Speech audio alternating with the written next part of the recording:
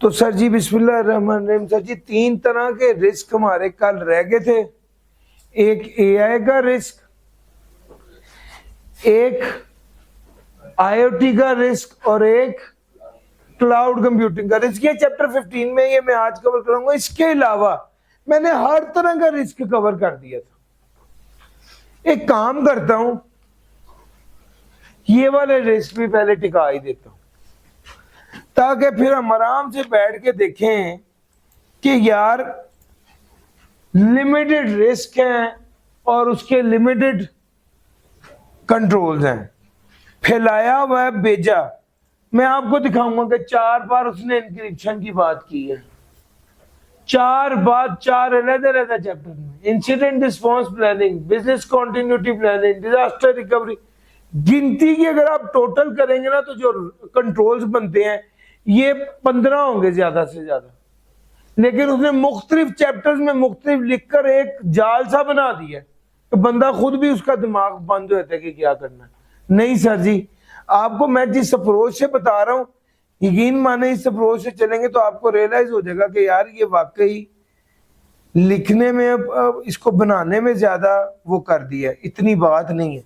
Sir जी जल्दी से in risk की बात करने लगा हूं।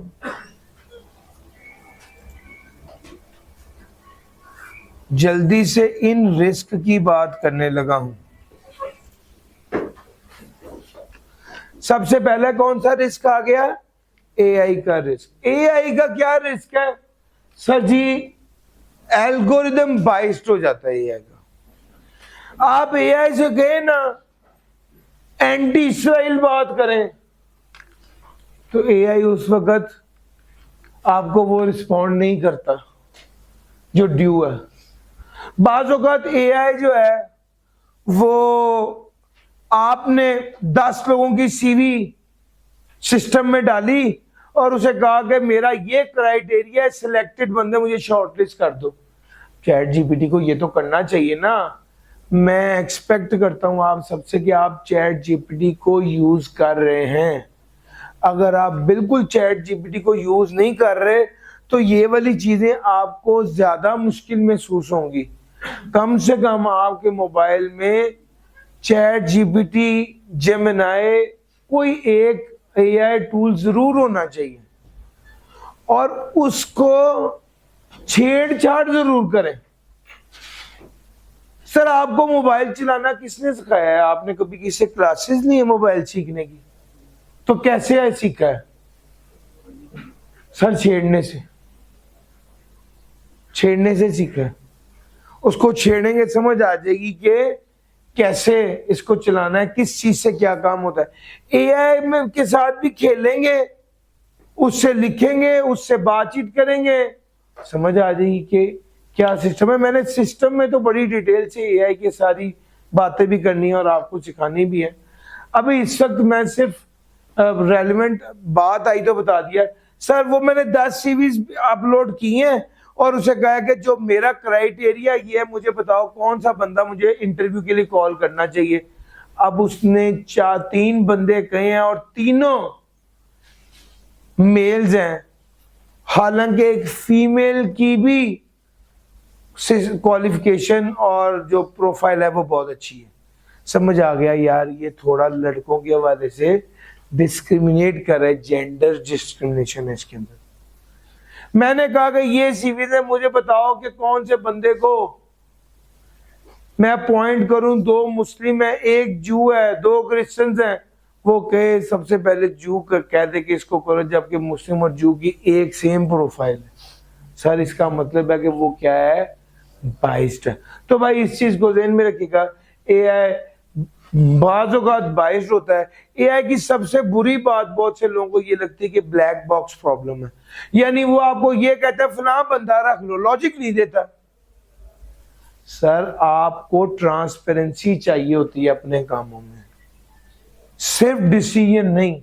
वो कहता है डिसीजन बता रहा है लेकिन उसकी लॉजिक नहीं दे रहा। जब ट्रांसपेरेंसी नहीं होती तो लोग एआई पर एतमाद नहीं करते। Sir unethical use of AI. Sir यही एआई आज सबसे ज्यादा कहां इस्तेमाल हो रहा है? 2 नंबरी में इस्तेमाल हो रहा है। वेपन्स इंडस्ट्री इस्तेमाल कर रही है। लोग एआई की मदद से ही मेलवेयर्स बना रहे हैं। यार मेरा पॉइंट समझ आ रहा है? तो सर एआई जो है उसका अनएथिकल यूज काफी ज्यादा है, ये भी रिस्क है। फिर उसके बाद एआई का एक दूसरा अगला बहुत अहम बहुत मेजर बात है, वो ये कि सर एआई पे ओवर रिलायंस शुरू हो गया। अब जनाब एआई ही है बस, यानी एआई पर डाल दिया। जिस तरह हमारे माशरे में आमतौर पर कंधा ही चाहिए होता है, बस वो कंधे के ऊपर रख के खुद सुकून से सो गए, अब ये जो करना है इसे नहीं करना। अब लोग एआई बेस्ड हो गए, एआई पे ओवर रिलाय कर लेते हैं। बाज़ एआई अनक्लियर सिचुएशन में बहुत बुरा भी परफॉर्म करता है। बाज़ एआई कॉम्प्लेक्स सिचुएशन को सही से हैंडल नहीं कर सकता। सर ये एआई से रिलेटेड रिस्क। सर अच्छा जी, अब जरा बात करते हैं आईओटी रिस्क। जब सारे रिस्क की बात करूं तो आईओटी से रिलेटेड क्या रिस्क है? बहुत ज्यादा डिवाइसेस अटैच हैं।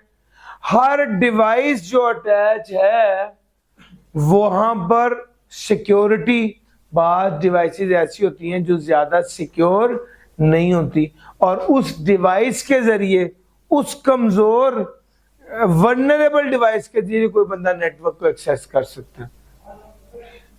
सर जितनी ज्यादा डिवाइसेस होंगी उतना ज्यादा अटैक सरफेस होगी। अटैक सरफेस की बात मैंने कल भी बताई थी कि अगर 100 डिवाइसेस अटैच है तो इसका मतलब है 100 दरवाजे हैं जहां से अटैकर अटैक कर सकता है। यार मेरा पॉइंट समझ आ रहा है? Sir data privacy concerns, IoT devices के बाद तीसरा आ गया data privacy concern. Sir data की कॉन्फिडेंशियलिटी कॉम्प्रोमाइज हो सकती है, ये एक रिस्क है।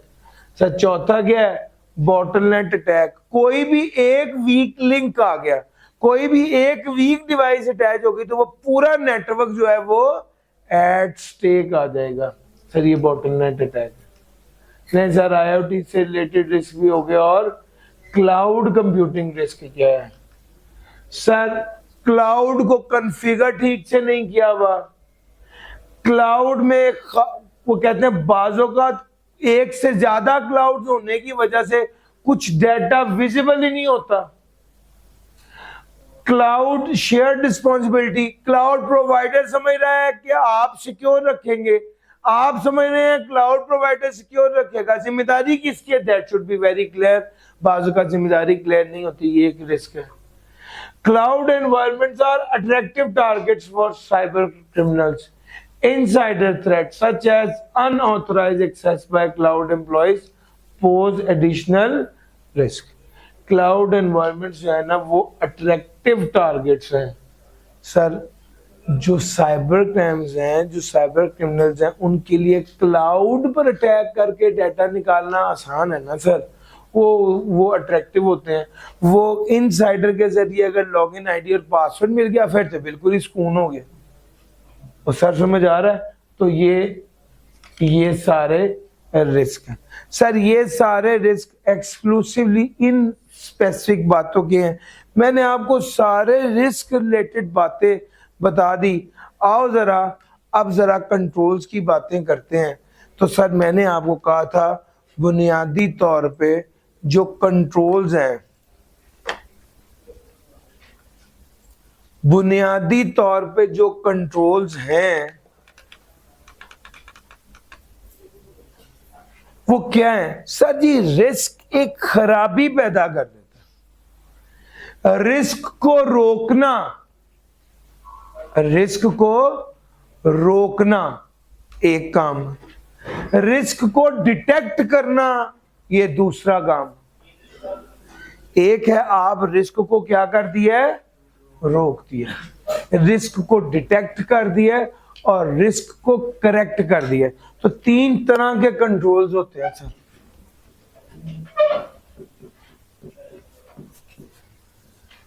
मैं अगर कंट्रोल को डिफाइन करूं तो मैं अक्सर ये वाली बात करता होता हूं कि भाईजान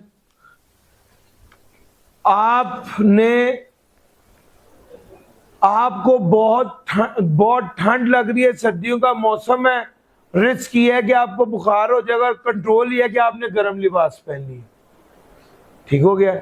सर कंट्रोल हर वो चीज है जो आपके ऑपरेशंस को एफिशिएंटली, और ये बुक की डेफिनेशन है, हर वो चीज जो आपके ऑपरेशंस को एफिशिएंट और इफेक्टिव रखे और आपके एसेट्स को सेफगार्ड करे, वो कंट्रोल है। यहां पर बाहर एक गार्ड इसलिए बैठा हुआ है कि हमारा कोई चीज चोरी ना हो जाए, लेकिन ये ऑफिस वो है कि इसलिए बैठा हुआ ताकि हमारे ऑपरेशंस एफिशिएंटली और इफेक्टिवली चले। यार मेरा पॉइंट समझ आ रहा है? तो कंट्रोल बुनियादी तौर पे कंट्रोल का काम क्या है, डेफिनेशन नहीं पेपर में आनी, आपको पता होना चाहिए यार हर वो काम जो आप कर रहे हैं जो खराबी से या रोके या खराबी को हाईलाइट कर दे और या खराबी से बचाए। सर 3 तरह के कंट्रोल्स होते हैं, एक को कहते हैं प्रिवेंटिव कंट्रोल, एक होता है डिटेक्टिव कंट्रोल, एक होता है corrective control. Sir what is preventive control? जो खराबी होने से पहले बचा ले। बाहर गार्ड बैठा हुआ है ताकि कोई बंदा पिस्टल लेके अंदर ना आ जाए, this is preventive control. Preventive control sir ji जगह जगह कैमरास लगे हुए एसबीआई में कि कोई ऐसा बंदा अगर अंदर आ जाए तो हम फौरन डिटेक्ट कर सकेंगे क्या प्रॉब्लम आई है, दिस इज डिटेक्टिव कंट्रोल। 15 को कॉल कर दी है और पुलिस आ गई है, दिस इज करेक्टिव कंट्रोल। एक एग्जांपल हो गई। एग्जांपल नंबर 2 लीजिए। सर मुझे ठंड लगने लग गई है, मुझे लग रहा है कि मुझे बुखार हो जाएगा, ये रिस्क है। मैं फौरन चाय पीता हूं, ये क्या है? Preventive control. मुझे बुखार ना हो, मेरा जिस्म गर्म हो जाए। मैंने जनाब थर्मामीटर लगाया है माथे पे, पता चला 102 टेम्परेचर है, ये क्या हो गया? Detective control. मैंने पैनाडोल खानी शुरू कर दी है, ये क्या हो गया? Corrective control. सर वो जो पैनाडोल आपके पास जेब में पड़ी है, ये करेक्टिव कंट्रोल है। याद रखिएगा करेक्टिव कंट्रोल वहां पर काम आता है जहां पे खराबी हो जाती है। प्रिवेंटिव कंट्रोल वो है जो खराबी से रोक ले। डिटेक्टिव कंट्रोल ये जो खराबी को हाईलाइट कर दे। ये जो कैमरा है ये डिटेक्टिव कंट्रोल है। और यार कैमरे के अंदर से तो फैन नहीं ना लग जाना, कैमरे ने क्या करना है? हाईलाइट करना है बस। एक एग्जांपल और ले लीजिए। सर हम एक कंपनी का ऑडिट करने गए, टोटल पार्कों का, काफी बड़ी कंपनी ऐसे जैसे आपको बहुत बड़ा मॉन्यूमेंट होता है, बहुत पीछे से देख रहे होते हैं कि वो प्लांट लगा हुआ है 3 किलोमीटर पीछे से। वहां पर हम गए, उसने जनाब हमारी चेकिंग की, जेब से सिगरेट, और सिगरेट तो नहीं, वो क्या लाइटर माचिस निकाल लिया कि भाई अंदर क्या है। हमारे साथ जो एसोसिएट थे वो सिगरेट पीते थे तो उनके पास ये वाले सामान भी थे। वो बहरहाल वो उसने निकाला, ये प्रिवेंटिव कंट्रोल। अंदर गए, जगह जगह फायर एक्सटिंग्विशर्स लगे हुए थे, ये कौन सा कंट्रोल है? डिटेक्टिव है? गलत। और फायर एक्सटिंग्विशर आग बुझाता है, आग बुझानी तब है जब आग लग जाएगी, तो ये करेक्टिव कंट्रोल है। यार मेरा पॉइंट समझ आ रहा है? स्मोक डिटेक्टर लगे हुए हैं, ये डिटेक्टिव कंट्रोल है कि जब स्मोक इकट्ठी होगी तो अलार्म बज जाएगा। यार मेरा पॉइंट समझ आ रहा है? तो भैया एक प्रिवेंटिव कंट्रोल होता है, एक डिटेक्टिव कंट्रोल होता है और एक करेक्टिव कंट्रोल होता है। सर जी ये जितने बैकअप आपने रखा होता है, ये कौन सा कंट्रोल है? करेक्टिव कंट्रोल है। सर जी असल सिस्टम खराब होगा तो बैकअप काम आएगा ना, करेक्टिव कंट्रोल है। सिस्टम को खराब होने से पहले रोक लेना, ये प्रिवेंटिव कंट्रोल है। सिस्टम खराब हो तो अलर्ट आ जाए, ये डिटेक्टिव। यार मेरा पॉइंट समझ आया सर?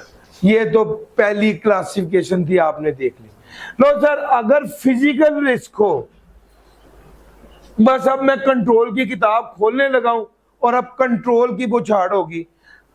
गिनती की बातें मैं कह रहा हूं बार बार आनी है, पिक करना है। सर जी अगर फिजिकल कंट्रोल, फिजिकल रिस्क हो, तो फिजिकल रिस्क किस चीज का रिस्क है? चोरी का रिस्क है।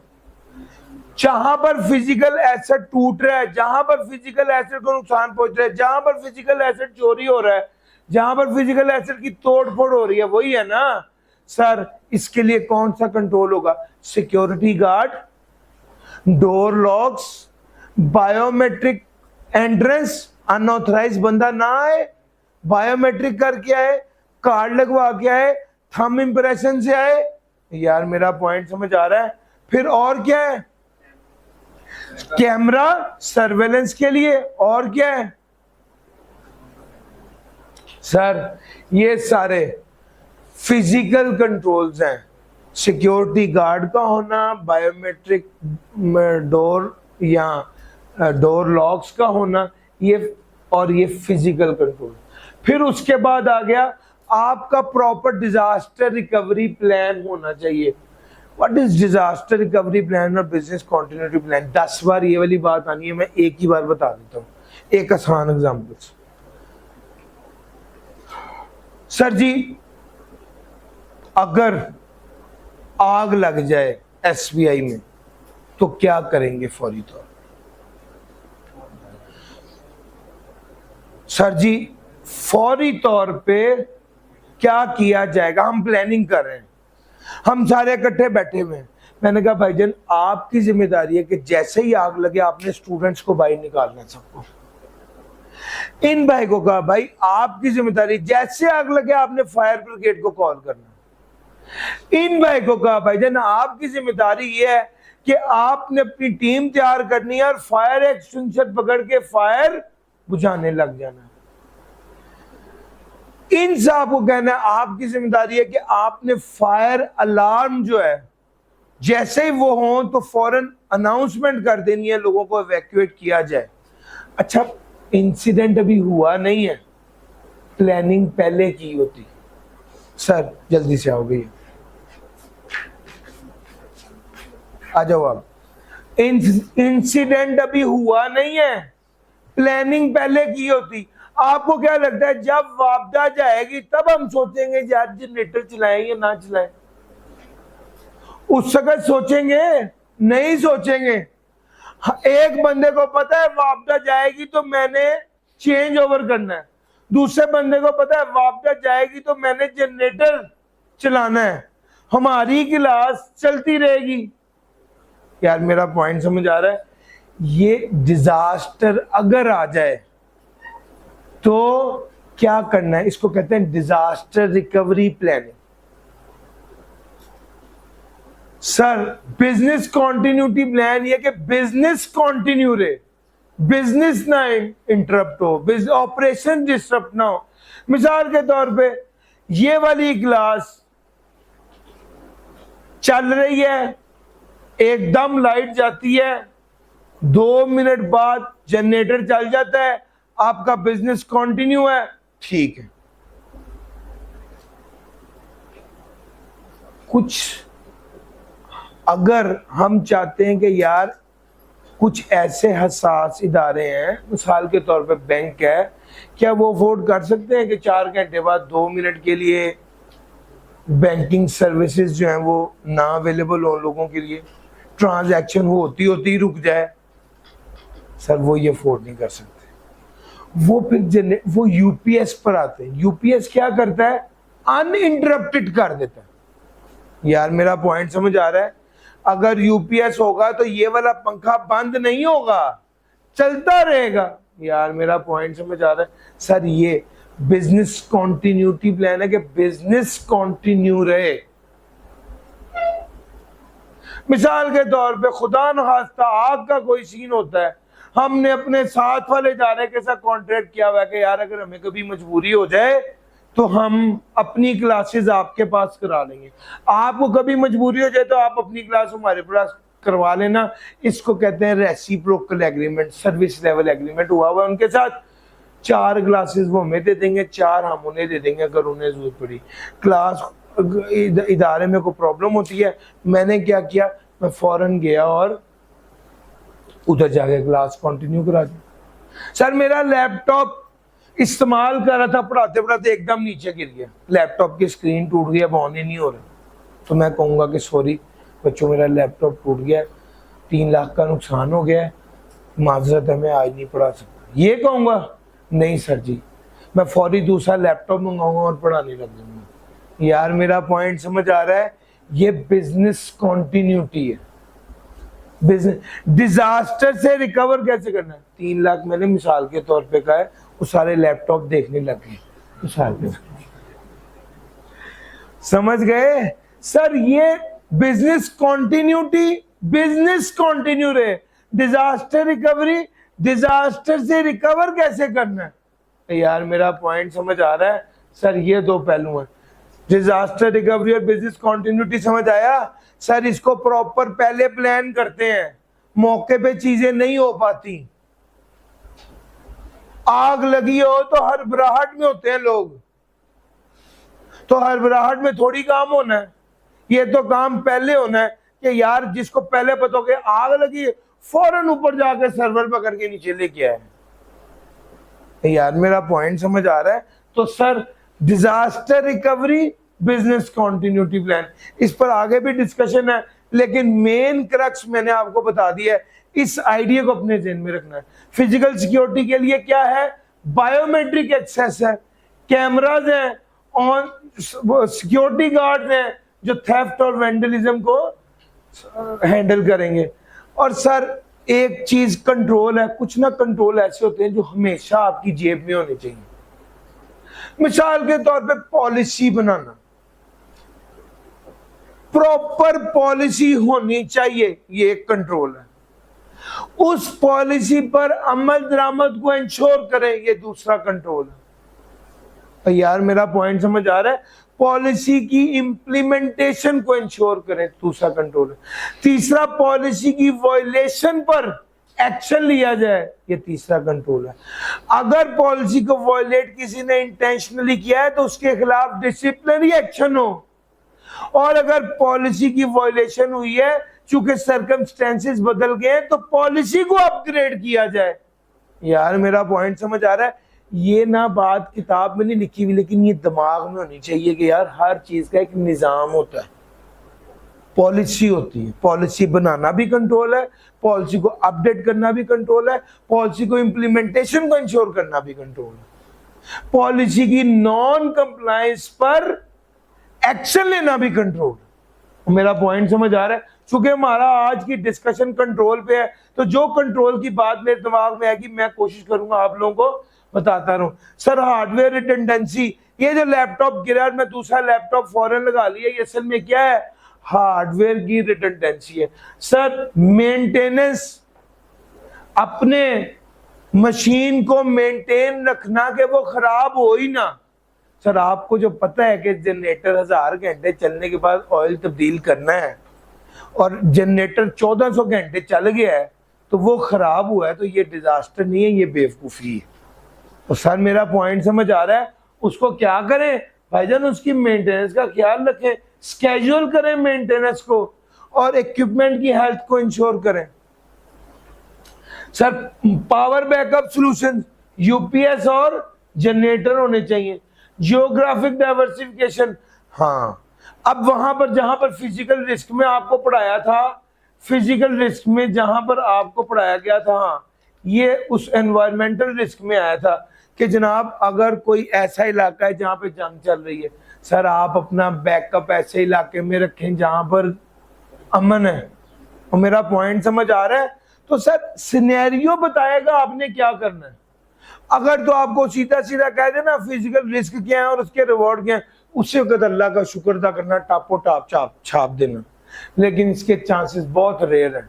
ज्यादा क्या चांसेस हैं वो आपको सिनेरियो देगा। अब वो अगर आप वो कह रहे हैं कि जनाब आपने सारा बैकअप ईरान में रखा हुआ है और आपको समझ आ रही कि ईरान में जंग छिड़ी हुई है, तो इसका क्या मतलब है कि मुझे अपना बैकअप कहीं शिफ्ट कर लेना चाहिए या एक एड ऑन बैकअप और भी कहीं रख लेना चाहिए।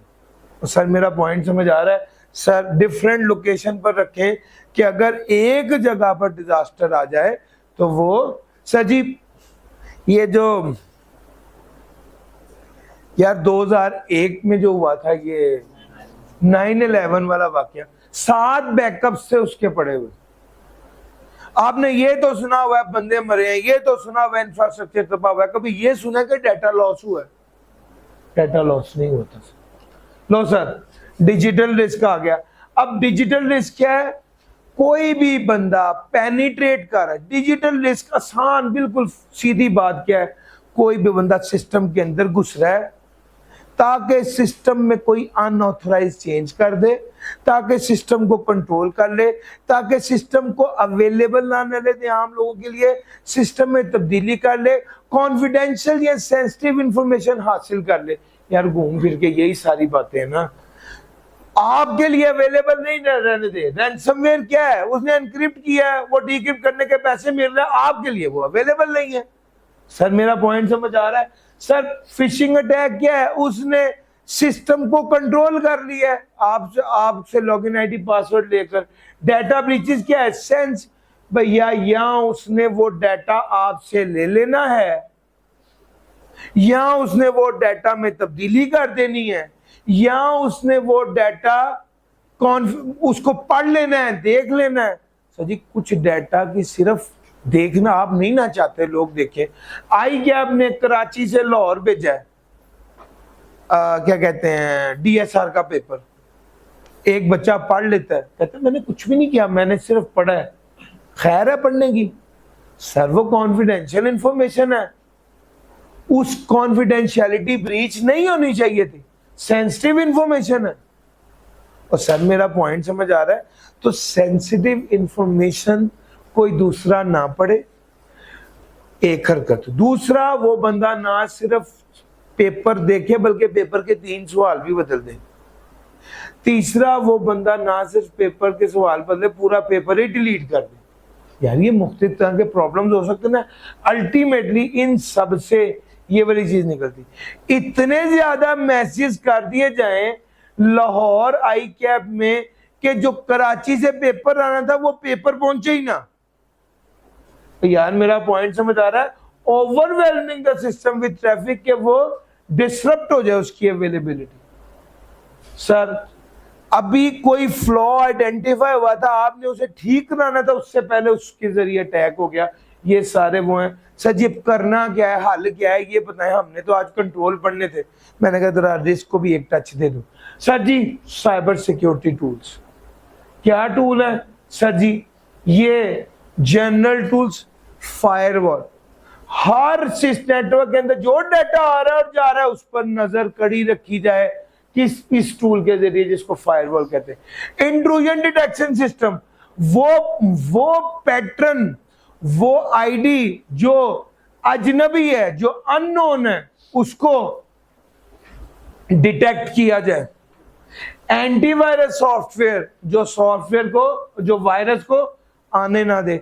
अपने एम्प्लॉय को ट्रेन करें, क्यों? फिशिंग और सोशल इंजीनियरिंग जैसे अटैक से कैसे बचना है। कैसे पता इसकी ट्रेनिंग कैसे होती है? आप खुद उसको फिशिंग अटैक कर रहे होते हैं। बैंक वाले खुद अपने एम्प्लॉय पर आर्टिफिशियल सिमुलेट कर देते हैं अटैक, चेक करने के लिए कि ये लड़का कुछ इसको कल है कि नहीं है, या ये अपना पासवर्ड बता देते हैं। सर ये क्या है? एम्प्लॉय को ट्रेनिंग देना। डाटा को एनक्रिप्ट करना। डाटा को एनक्रिप्ट करने का क्या मतलब है? एक तो एक्सेस को रोका है, दूसरा ये है कि भैया पहला तो पॉइंट ये है कि ये मोबाइल में अपने पास महफूज रखूंगे, कोई दूसरा बंदा इसको ना हासिल कर सके। दूसरा काम ये क्या, अगर किसी ने हासिल कर भी लिया है तो भी मैंने इसके अंदर एक लॉक लगाया हुआ है जो सिर्फ मुझे पता है। तीसरा ये कि जो डाटा मैंने सेव किया हुआ है वो डाटा एनक्रिप्टेड फॉर्म में है, मैं उस पर पासवर्ड लगाऊंगा तो वो खुलेगा वरना नहीं खुलेगा।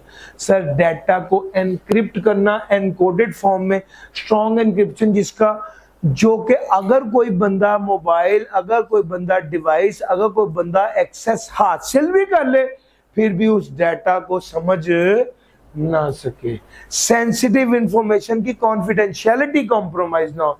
एमएफए क्या है? मल्टी फैक्टर ऑथेंटिकेशन, पासवर्ड भी, थंब इंप्रेशन भी, ओटीपी भी, तीनों का। सर डिनायल ऑफ सर्विसेज के लिए क्या करें?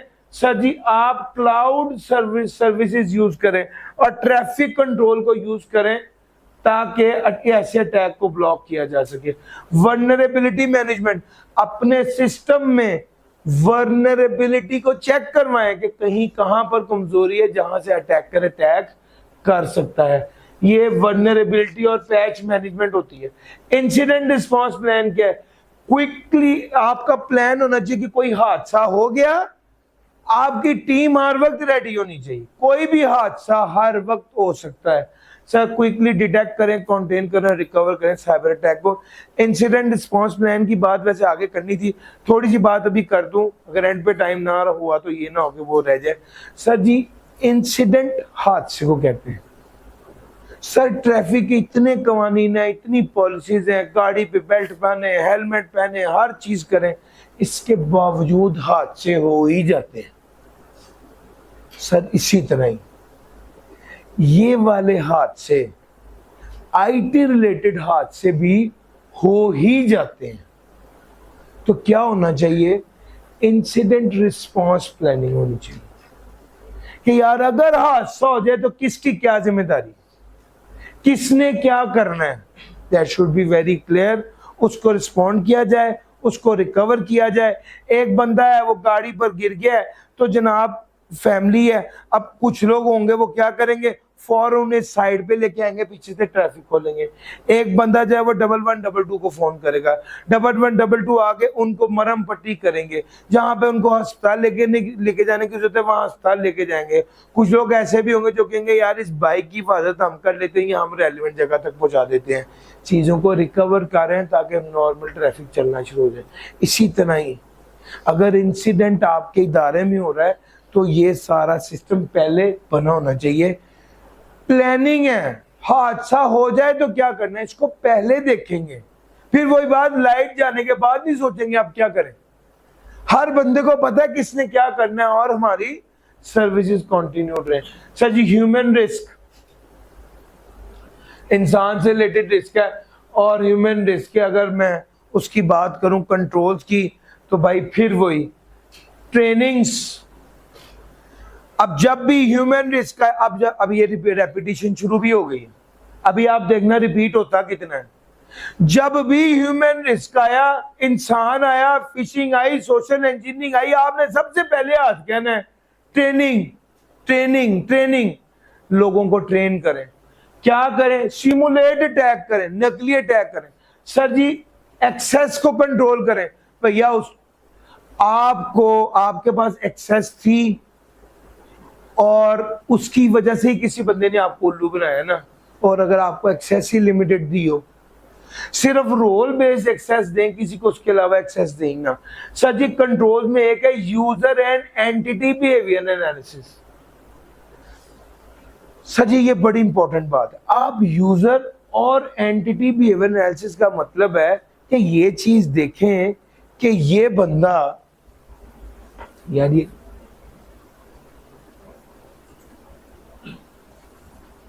हाँ जी, अच्छा ये चीज देखें कि ये बंदा, इसकी हरकतें क्या हो चल रही, बिहेवियर कैसे देखते हैं। मैंने कल भी बात की थी, आज फिर बात करता हूं। एक बंदा 9 से 5 जॉब करता है, वो रात 2 बजे क्यों लॉगिन आईडी पासवर्ड क्यों एक्सेस कर रहा है सिस्टम को? This is unusual.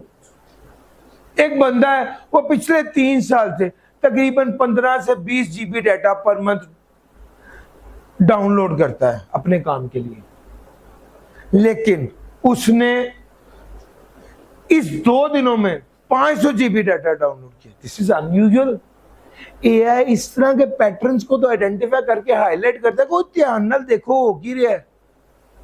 सर मेरा पॉइंट समझ आ रहा है? अब यूजर के बिहेवियर को देखें सर। उसके बाद आ गया policies and procedures. Policies and procedures ये क्या है? पॉलिसीज एंड प्रोसीजर ये क्या है?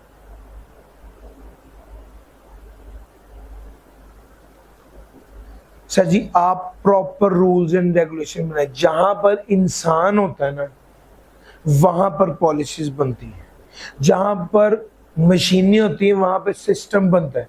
क्योंकि सिस्टम को तो जो कहा उसने करना ही है, खत्म। इंसान के लिए पॉलिसीज बनाई जाती हैं। मिसाल के तौर पे उसने पासवर्ड रखना है, उससे पॉलिसी हो गई पासवर्ड स्ट्रांग होना चाहिए, 8 डिजिट्स का होना चाहिए, अल्फा न्यूमेरिक होना चाहिए, स्पेशल कैरेक्टर होना चाहिए, हर 3 माह बाद पासवर्ड चेंज करें, ये सारी चीजें। सिमुलेटेड अटैक, ये नकली अटैक करके चेक करें लोगों को समझ आए या नहीं है।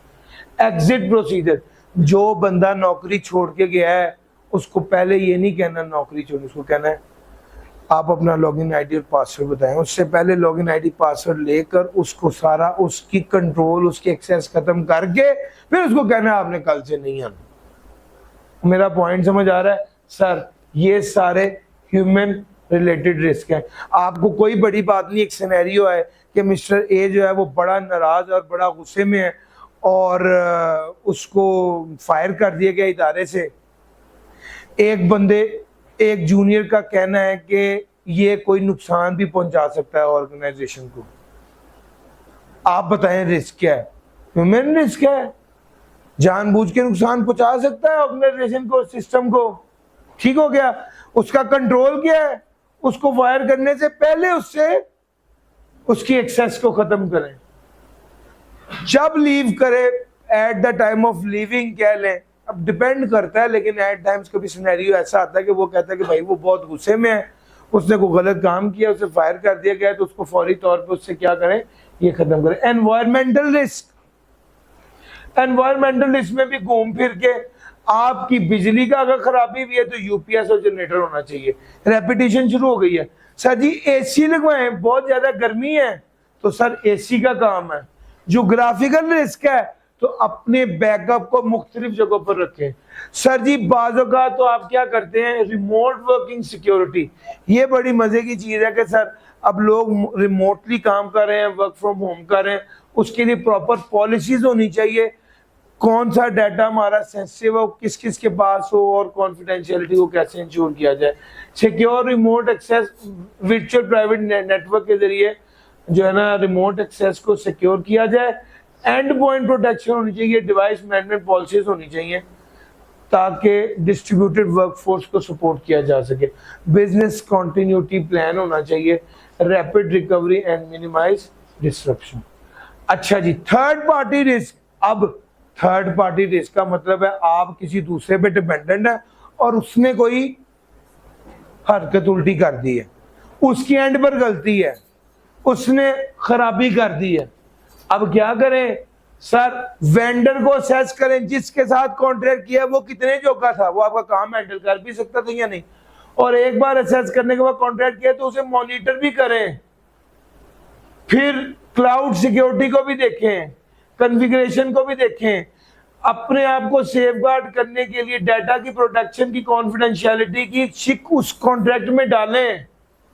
और अगर कोई क्रिटिकल सर्विसेज है उससे रिलेटेड डाटा अपने पास भी बैकअप के तौर पे रखें। सर मेंटेन बैकअप प्रोवाइडर और in house alternate for critical third party service. आपने एक दूसरे के साथ सर्विस का कॉन्ट्रैक्ट किया हुआ है लेकिन तीसरे के साथ भी करेंगे, अगर वो काम ना करे तो मैं तुम्हारे पास आ जाऊंगा। यार मेरा पॉइंट समझ आ रहा है सर? कॉन्ट्रैक्ट के जरिए अपने आप को सेफगार्ड करें, पेनल्टी क्लॉज डालें, अगर हमारा नुकसान हुआ तो हम आपसे रिकवर करेंगे। सर जी उसका ऑडिट करें, ये बात हुई है, ये असेसमेंट बुनियादी तौर पे उसकी ऑडिट की बात है। ले सर, फिर रेगुलेटरी रिस्क था, इसके अंदर बेसिकली रेगटेक सॉल्यूशंस हैं, ये टेक्नोलॉजी है, और ऑटोमेटेड रिपोर्टिंग और पॉलिसी एनफोर्समेंट है, एंटी मनी लॉन्ड्रिंग और CFT ये होता है फाइनेंसिंग फॉर टेररिज्म जिसको बोलते हैं, CFT कहते हैं combating the financing of terrorism. इसके वजह से रूल्स हैं, इसकी बात की है उसने, यानी कंप्लाइंस के हवाले से कंट्रोल्स हैं, रेगुलेटरी टेक्नोलॉजी सॉल्यूशंस हैं, ऑटोमेटेड रिपोर्टिंग है, पॉलिसी एनफोर्समेंट है और एंटी मनी लॉन्ड्रिंग और CFT सिस्टम है। सर जी ये सारी बातें आपके साथ कर दी मैंने, जनरली क्या क्या कंट्रोल्स हैं। अच्छा जनाब, ये सारी बात करने के बाद मैं आ गया चैप्टर नंबर 15 पे, और चैप्टर नंबर 15 पे आते ही जब मैं आपको पढ़ाना शुरू करूंगा तो आप कहेंगे भाईजान ये क्या कर रहे हैं, ये तो हो गया। सर उसने कहा प्रिवेंटिव मेजर्स कौन कौन से हैं, टॉपिक है unit number 4 strategies for cyber security defence. Sir ji cyber security defence की स्ट्रेटजीज, इस पर वो क्या कहता है, वो कहता है सबसे पहले प्रिवेंटिव मेजर्स है। कौन कौन से सर, वही ऑथेंटिकेशन है, लॉगिन आईडी और पासवर्ड, लॉगिन आईडी और पासवर्ड होना चाहिए। वो कहता है 2 फैक्टर ऑथेंटिकेशन भी हो, यानी लॉगिन आईडी पासवर्ड भी डालें और एक OTP भी हो या थंब इंप्रेशन भी हो, या MFA हो, मल्टी फैक्टर ऑथेंटिकेशन हो, लॉगिन आईडी पासवर्ड भी हो, OTP भी हो और थंब इंप्रेशन भी हो। इसको कहते हैं ऑथेंटिकेशन। फिर आ गया एनक्रिप्शन। एनक्रिप्शन क्या है, डेटा को एनक्रिप्ट कर दें, एनकोड कर दें ताकि कॉन्फिडेंशियलिटी ब्रीच ना हो। डेटा की कॉन्फिडेंशियलिटी एट रिस्क कब होती है, 2 सूरतों में, जब डेटा सिस्टम में स्टोर्ड होता है या डेटा इन ट्रांजिट होता है। इन दोनों केसेस में डेटा को एनक्रिप्टेड होना चाहिए ताकि इसकी कॉन्फिडेंशियलिटी ब्रीच ना हो। एनक्रिप्शन करने की 2 टेक्निक है, एक को कहते हैं सिमेट्रिक एनक्रिप्शन और एक को कहते हैं एसिमेट्रिक एनक्रिप्शन। सिमेट्रिक एनक्रिप्शन में डेटा को एनक्रिप्ट करना और डीक्रिप्ट करना सेम की से होता है, और एसिमेट्रिक एनक्रिप्शन में डेटा को एनक्रिप्ट करना और डीक्रिप्ट करना अलग अलग की से होता है, एक पब्लिक की होती है और एक प्राइवेट की होती है। सर जी एसिमेट्रिक जो है वो इसके अंदर डेटा जब आप शेयर करते हैं साथ उसकी की भी शेयर करते हैं, फास्ट है, सिक्योर है। मसला सिर्फ एक है कि जहां पर आपने डाटा शेयर किया वहां पर की भी शेयर करेंगे, उस की के जरिए डाटा डीक्रिप्ट होगा और आपके लिए अंडरस्टैंडेबल होगा। लेकिन अगर की इंटरसेप्ट हो गई, अगर की किसी दूसरे बंदे तक पहुंच गई तो आपकी सारी कॉन्फिडेंशियलिटी गई सर जी। हाँ, जो एसिमेट्रिक है उसका क्या फायदा है, डाटा एनक्रिप्ट होता है और डीक्रिप्ट होता है, इसमें दरमियान की कोई की का चक्कर नहीं है। एनक्रिप्ट एक पब्लिक की होती है और एक प्राइवेट की होती है।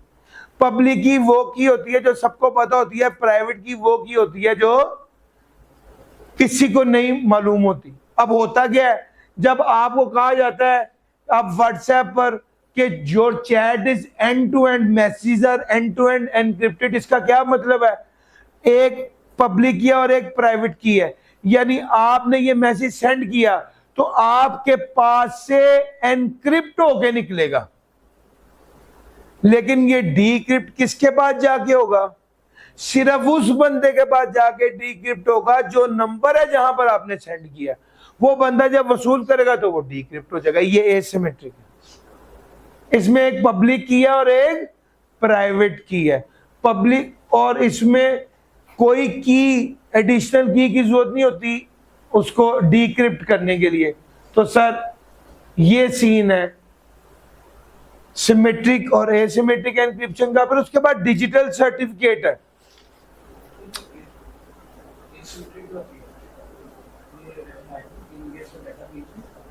सर एनक्रिप्टेड फॉर्म में डाटा ट्रेवल कर रहा होता है, ठीक है, और जब आप कह देते हैं कि ये सर अली इमरान को मैसेज है तो सर अली इमरान के नंबर पर जाकर ही वो मैसेज डीक्रिप्ट होगा, वरना डीक्रिप्ट नहीं होगा।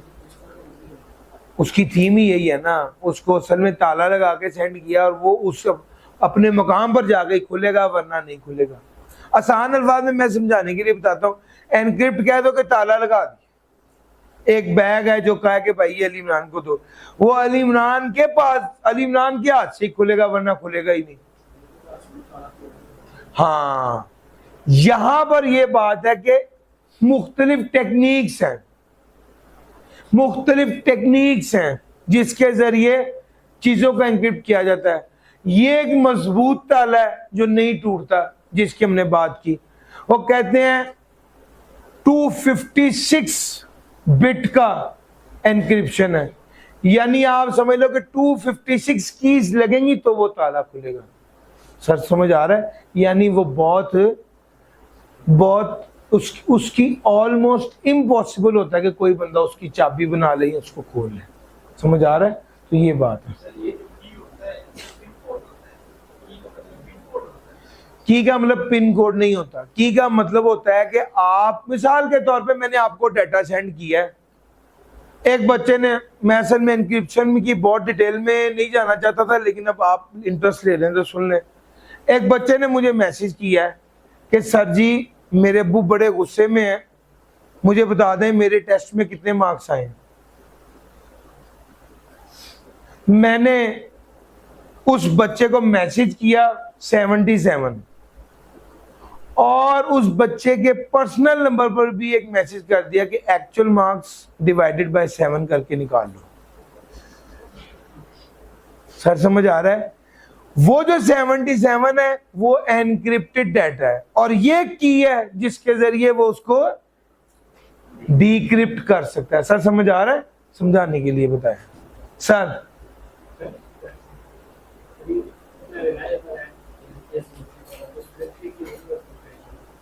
सर जी उसके अंदर ये की होती थी ना, ये इंटरसेप्ट हो जाती थी। जहां पर डाटा दे रहे हैं उसी चैनल, अभी मैंने आपको ये एग्जांपल दी, इसमें एक मसला है। वो मसला ये है कि सर अगर एक ही नंबर है तो क्या करेंगे।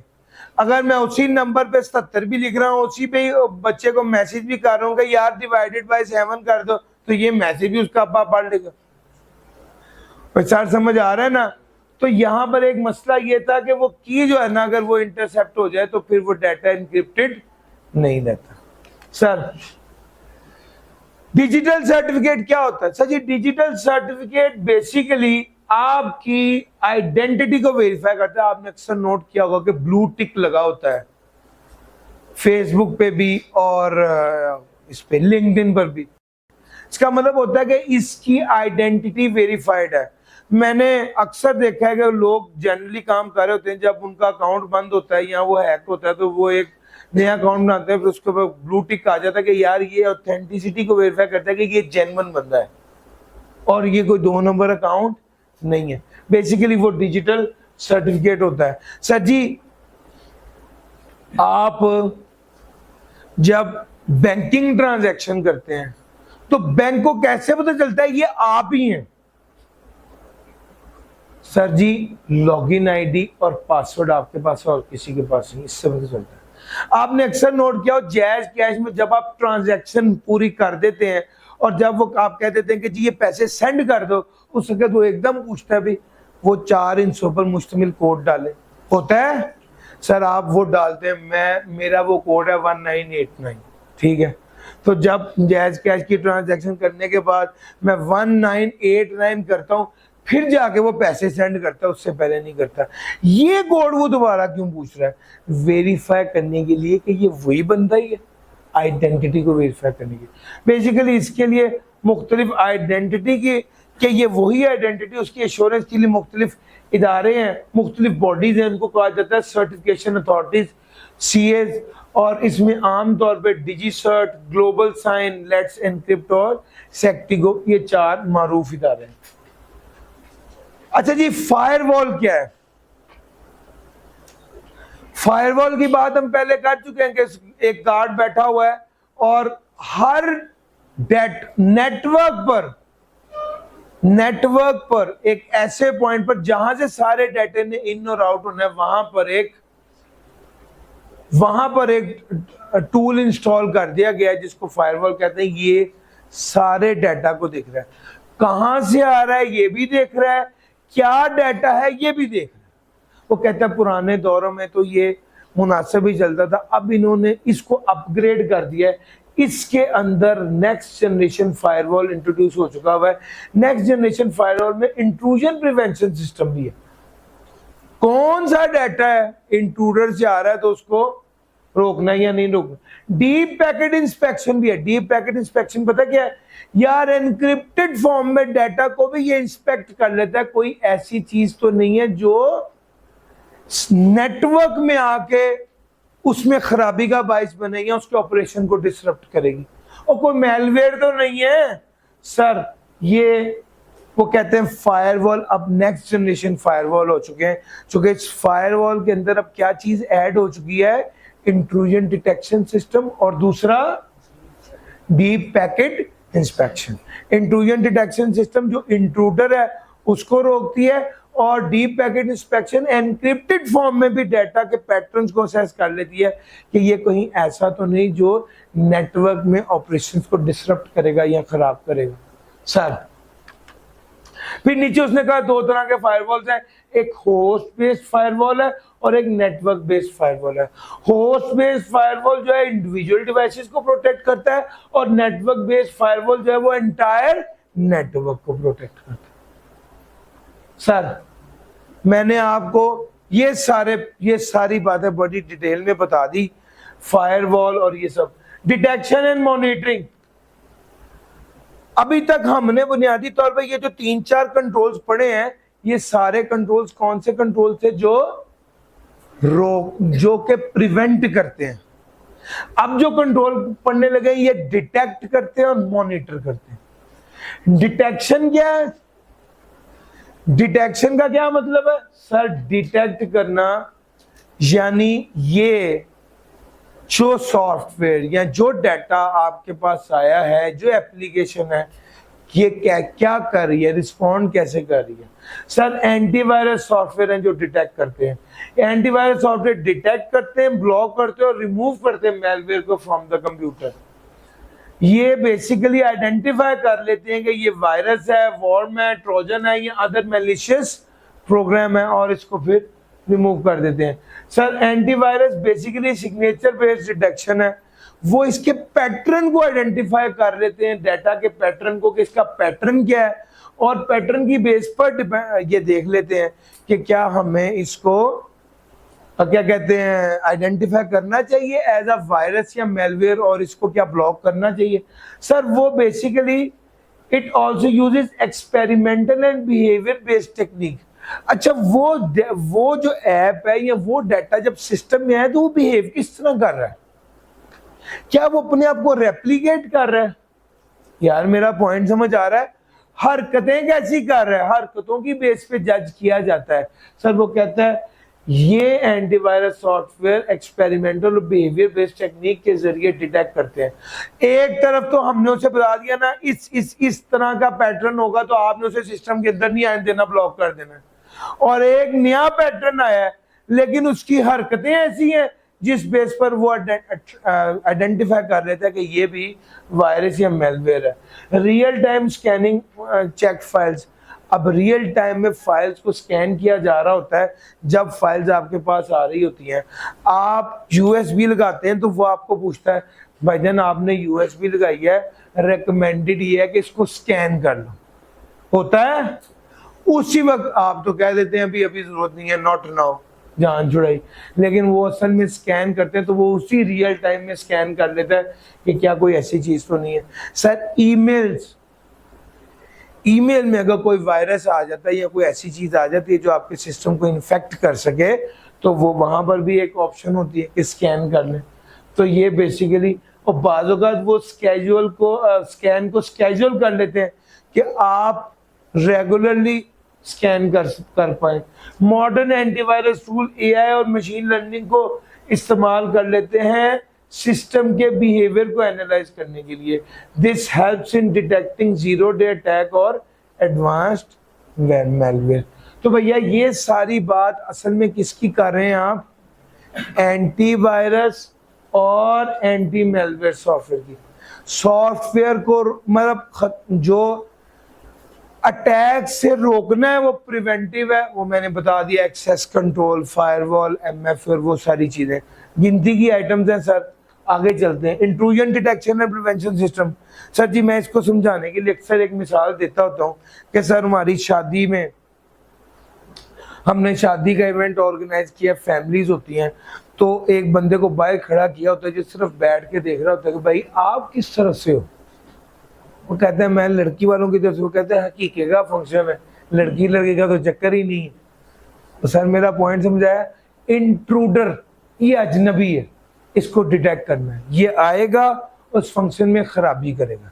सर इसी तरह इंट्रूडर को प्रिवेंट और इंट्रूडर डिटेक्शन सिस्टम डिटेक्ट करता है और प्रिवेंशन सिस्टम क्या होता है, उसको ब्लॉक करता है।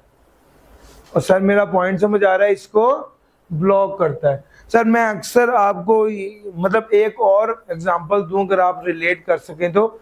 सर आप देखिए आपकी गाड़ी है, आप उसमें चाबी लगाते हैं, गाड़ी हर रोज ऑन होती है, स्टार्ट होती है, लेकिन अगर कोई अनयूजुअल की लगाते तो एकदम एक अलार्म बोलने लग पड़ता है। अक्सर होता है ना कि जिन्होंने अलार्म डिटेक्शन सिस्टम लगाया होता है वो कोई भी बंदा उसको टच करता है तो वो फौरन अलार्म डिटेक्शन शुरू हो जाती है कि जनाब ये बुनियादी तौर पे क्या है, ये इंट्रूजन डिटेक्शन है। इंट्रूडर को डिटेक्ट करके वो अलार्म बोलता है ताकि पता चल जाए कि भाई ये कोई बंदा गाड़ी को एक्सेस करने की कोशिश कर रहा है। सर जी इंट्रूजन डिटेक्शन सिस्टम में डिटेक्शन होती है सस्पिशियस एक्टिविटी की और नॉन अटैक सिग्नेचर की। किस पैटर्न का सॉफ्टवेयर, किस पैटर्न की ऐप, किस पैटर्न का डाटा आएगा तो उसने अलर्ट होके डिटेक्शन दे देनी कि जी कोई ऐसा डाटा है जिसको रिव्यू करने की जरूरत है। और दूसरा इंट्रूजन प्रिवेंशन सिस्टम है, अगर नोन है तो उसको क्या कर देना है, ब्लॉक ही कर देना है। लो सर अगली चीज आ गई, security information and event management. Sir ji हमारा ना एक एडमिन डिपार्टमेंट है, एडमिन डिपार्टमेंट में एक साहब बैठे हुए हैं जिनका काम सिक्योरिटी का है। वो पता क्या करते हैं, सिक्योरिटी गार्ड से भी पूछा, कैमरास को भी देखा, टीचर से भी मालूमात की, ऑफिस बॉयज को भी देखा, हर वक्त मॉनिटरिंग कर रहे हैं कोई ऐसा इवेंट तो नहीं हो रहा जिससे उनको फील हो के चोरी हो सकता है। अच्छा जब भी बंदा कोई चीज चोरी करने लगता है तो ऐसा नहीं कि ये चीज उठा के ले जाएगा, वो सबसे पहले ये चीज उठा के उधर रखेगा और नोट करेगा कोई देख तो नहीं रहा, और फिर उसके बाद वो बंदा बाहर लेके जाएगा। सर जी होता पता क्या है, ये साहब जो सारी जगहों की मालूमात, सारे सिस्टम से मालूमात इकट्ठी कर रहे हैं सिक्योरिटी के हवाले से। इसी तरह ही एक सिस्टम होता है जो कंप्यूटर के अंदर ये वाला काम कर रहा है, उसको कहते हैं security information and event management SIEM. ये क्या करता है सर, ये डाटा को कलेक्ट करता है फायरवॉल से, आईडीएस से, एंटीवायरस से, सर्वर से और एंड पॉइंट से कि भाई कोई ऐसा मसला तो नहीं हो रहा। डाटा कलेक्ट करता है और फिर असेस करता है, रियल टाइम में भी डाटा एनालाइज कर रहा होता है कि कोई सस्पिशियस एक्टिविटी तो नहीं हो रही, उसको डिटेक्ट किया जाता है। मॉडर्न सीम जो है वो एआई और मशीन लर्निंग को यूज करते हुए डिटेक्शन करते हैं और प्रिडिक्ट भी करते हैं और ऑर्गेनाइजेशन को अलर्ट करते हैं थ्रेट आते ही कि जनाब इससे पहले कि कोई थ्रेट आए और वो आपके सिस्टम को खराब करना शुरू करे, ऑपरेशन को डिस्टर्ब करना शुरू करे, वो एक अलर्ट दे देते हैं कि जनाब ये आ गया। वो बुनियादी तौर पे एआई टूल्स क्या करते हैं, वो यूजर एंड एंटिटी बिहेवियर को एनालाइज कर रहे होते हैं। फिर उसके बाद आ गया security operation centres, SOC. Sir ये क्या होता है, SOC is a centralised unit responsible for continuous security monitoring. It detects and responds to security incidents 24/7, 24 घंटे। सर ये सिक्योरिटी ऑपरेशन सेंटर है, ये एक सेंट्रलाइज यूनिट है जो कॉन्टिन्यूसली सिक्योरिटी को मॉनिटर कर रहा है 24/7। ये डाटा को कलेक्ट करता है और एनालाइज करता है फ्रॉम द ऑर्गेनाइजेशन इंफ्रास्ट्रक्चर। ये बेसिकली ये जो सीम है ये असल में सिक्योरिटी ऑपरेशन सेंटर ही है। Endpoint detection and response or threat intelligence feed. SOC correlates event to identify. Sir जिस तरह एक कैमरे से दूसरे कैमरे को जोड़ते हैं और गार्ड भी कह रहा है एक मशकूक बंदा आया, कैमरे में भी नजर आ रहा है मशकूक आया, तो वो आइडेंटिफाई करते हैं, एक सारी चीजों को जोड़ के नतीजा निकालते हैं कोई थ्रेट तो नहीं आने वाला। बिल्कुल इसी तरह वो कहता है कि जनाब SOC को रिलेट करता है इवेंट को, क्या आइडेंटिफाई करे कोई सस्पिशियस एक्टिविटी तो नहीं हो रही। जो मैच्योर SOC होते हैं वो तो डिजिटल फोरेंसिक में भी इस्तेमाल होते हैं और इंसिडेंट रिस्पांस में भी इस्तेमाल होते हैं ताकि इंसिडेंट्स को एफिशिएंटली हैंडल किया जा सके। सर इंसिडेंट रिस्पांस प्लानिंग की बात तो मैं आपसे पहले भी कर चुका हुआ हूं। पहला स्टेप होता है कौन कौन से इंसिडेंट आएंगे तो क्या करना है, दूसरा स्टेप होता है रिकवरी करना, तीसरा स्टेप होता है अपने आप को अपग्रेड करना कि अगर आइंदा कभी इंसिडेंट हो जाए तो हमने क्या करना है। सर ऑटोमेटेड सिक्योरिटी है, ये सारे कंट्रोल्स हैं। इंसिडेंट रिस्पांस प्लानिंग भी एक कंट्रोल है, क्योंकि हम इसके बारे में बात कर चुके थे 2-3 बार पहले, तो मैंने उसके बारे में बात नहीं की। वजह क्यों, क्या वजह है कि अटैक हुआ है, क्या वजह है कि थ्रेट है, क्या वजह, रिस्क की वजह क्या है, ये पहला स्टेप होता है देखना। दूसरा स्टेप होता है रिकवर करना। आपको पता है जब आपके एक सिस्टम में, सिस्टम जो नेटवर्क से कनेक्टेड है, वहां पर जब कोई थ्रेट या वहां पर जब कोई मेलवेयर आता है तो सबसे पहला काम ये करते हैं कि उसको आइसोलेट कर देते हैं।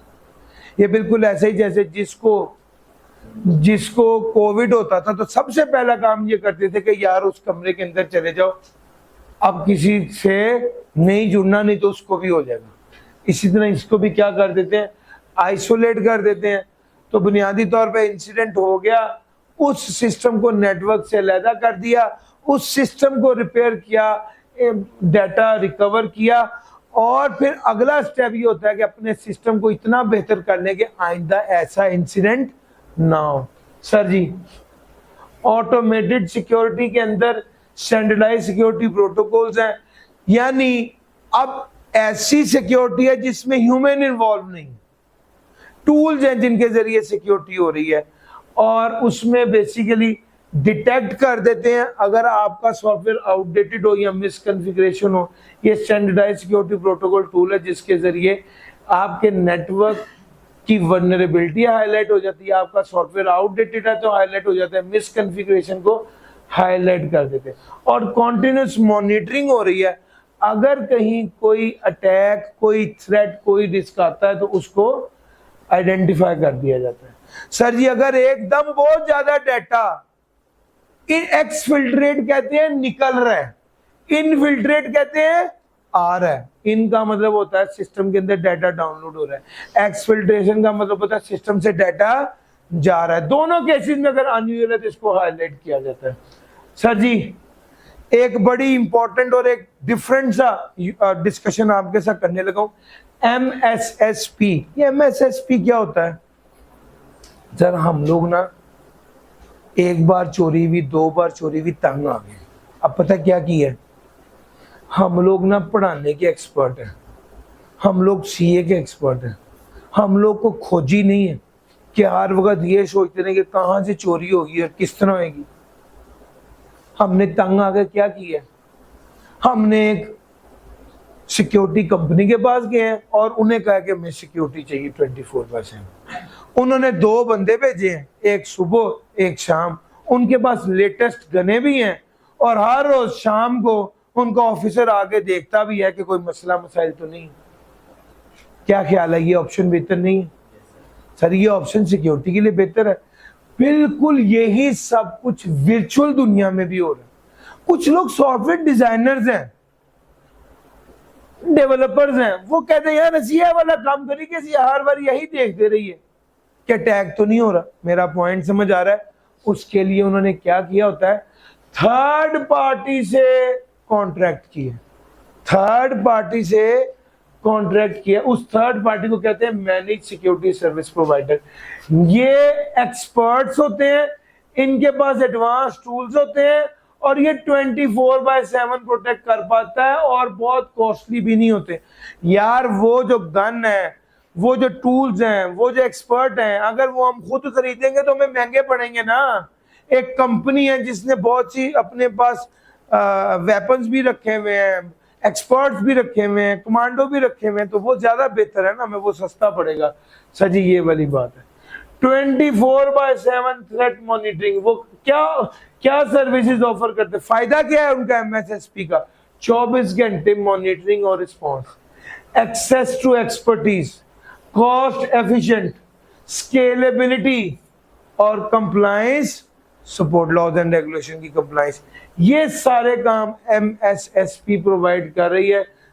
ये फायदे हैं उसके। सर्विसेज कौन सी है, अब जरा ध्यान से देखना, सारे थ्रेट भी इसके अंदर कवर हो रहे हैं। सिक्योरिटी मॉनिटरिंग और इवेंट मैनेजमेंट सीम का काम करते हैं। इंट्रूजन डिटेक्शन एंड प्रिवेंशन इसका काम, ये भी सुना हुआ है। Threat intelligence and incident response, ये वाली बात भी आपने सुनी है।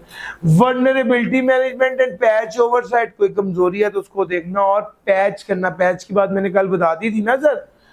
Firewall and endpoint protection, data loss prevention, cloud security monitoring, compliance reporting and advisory services. Sir ji, sir ये सारी बात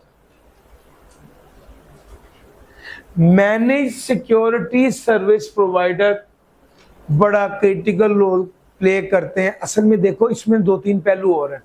अगर ये वाला बंदा आपने रख लिया तो ये तो एक तो सिक्योरिटी अच्छी देगा, दूसरा आपका फोकस अपनी क्रिएटिविटी पे हो जाएगा जिससे आप बेहतर इनोवेट कर सकेंगे। यार मेरा पॉइंट समझ आ रहा है सर?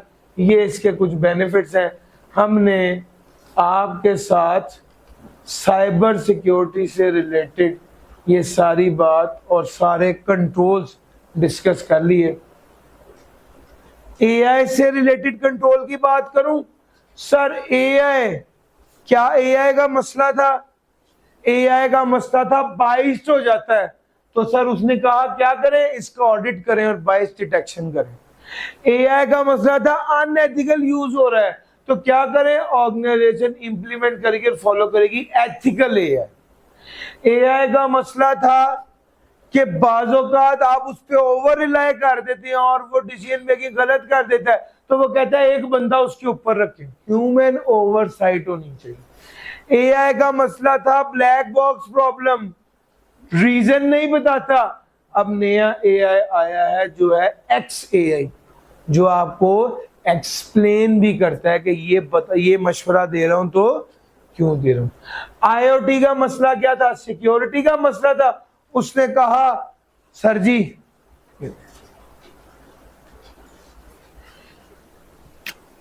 उसने कहा आपके नेटवर्क में 100 डिवाइसेस है, सर जी 10-10 डिवाइस के सेगमेंट बना लो। अगर मसला होगा तो एक सेगमेंट ही उड़ेगा ना, पूरी 100 डिवाइसेस, पूरा नेटवर्क तो इफेक्ट नहीं होगा ना। यार मेरा पॉइंट समझ आया? ये सर सेगमेंटेशन है। सर जी इसके अलावा सेंसिटिव डाटा एक्सेस कर पाते हैं, डाटा को एनक्रिप्ट करें। फर्मवेयर मैन्युफैक्चरर यूजर जो है ना वो इंश्योर करें कि आईओटी डिवाइसेस जो है ना वो रिसीव करें फर्मवेयर अपडेट्स, और अगर वल्नरेबिलिटी है तो इसको फिक्स किया जाए, पैच किया जाए। और सर आईओटी डिवाइसेस में पासवर्ड की पॉलिसी होनी चाहिए कि पुराना पासवर्ड नहीं रखना, नया रखना है, और जो रखा हुआ है उसको चेंज करना है कॉन्टिन्यूसली। IoT devices. फिर क्लाउड कंप्यूटिंग,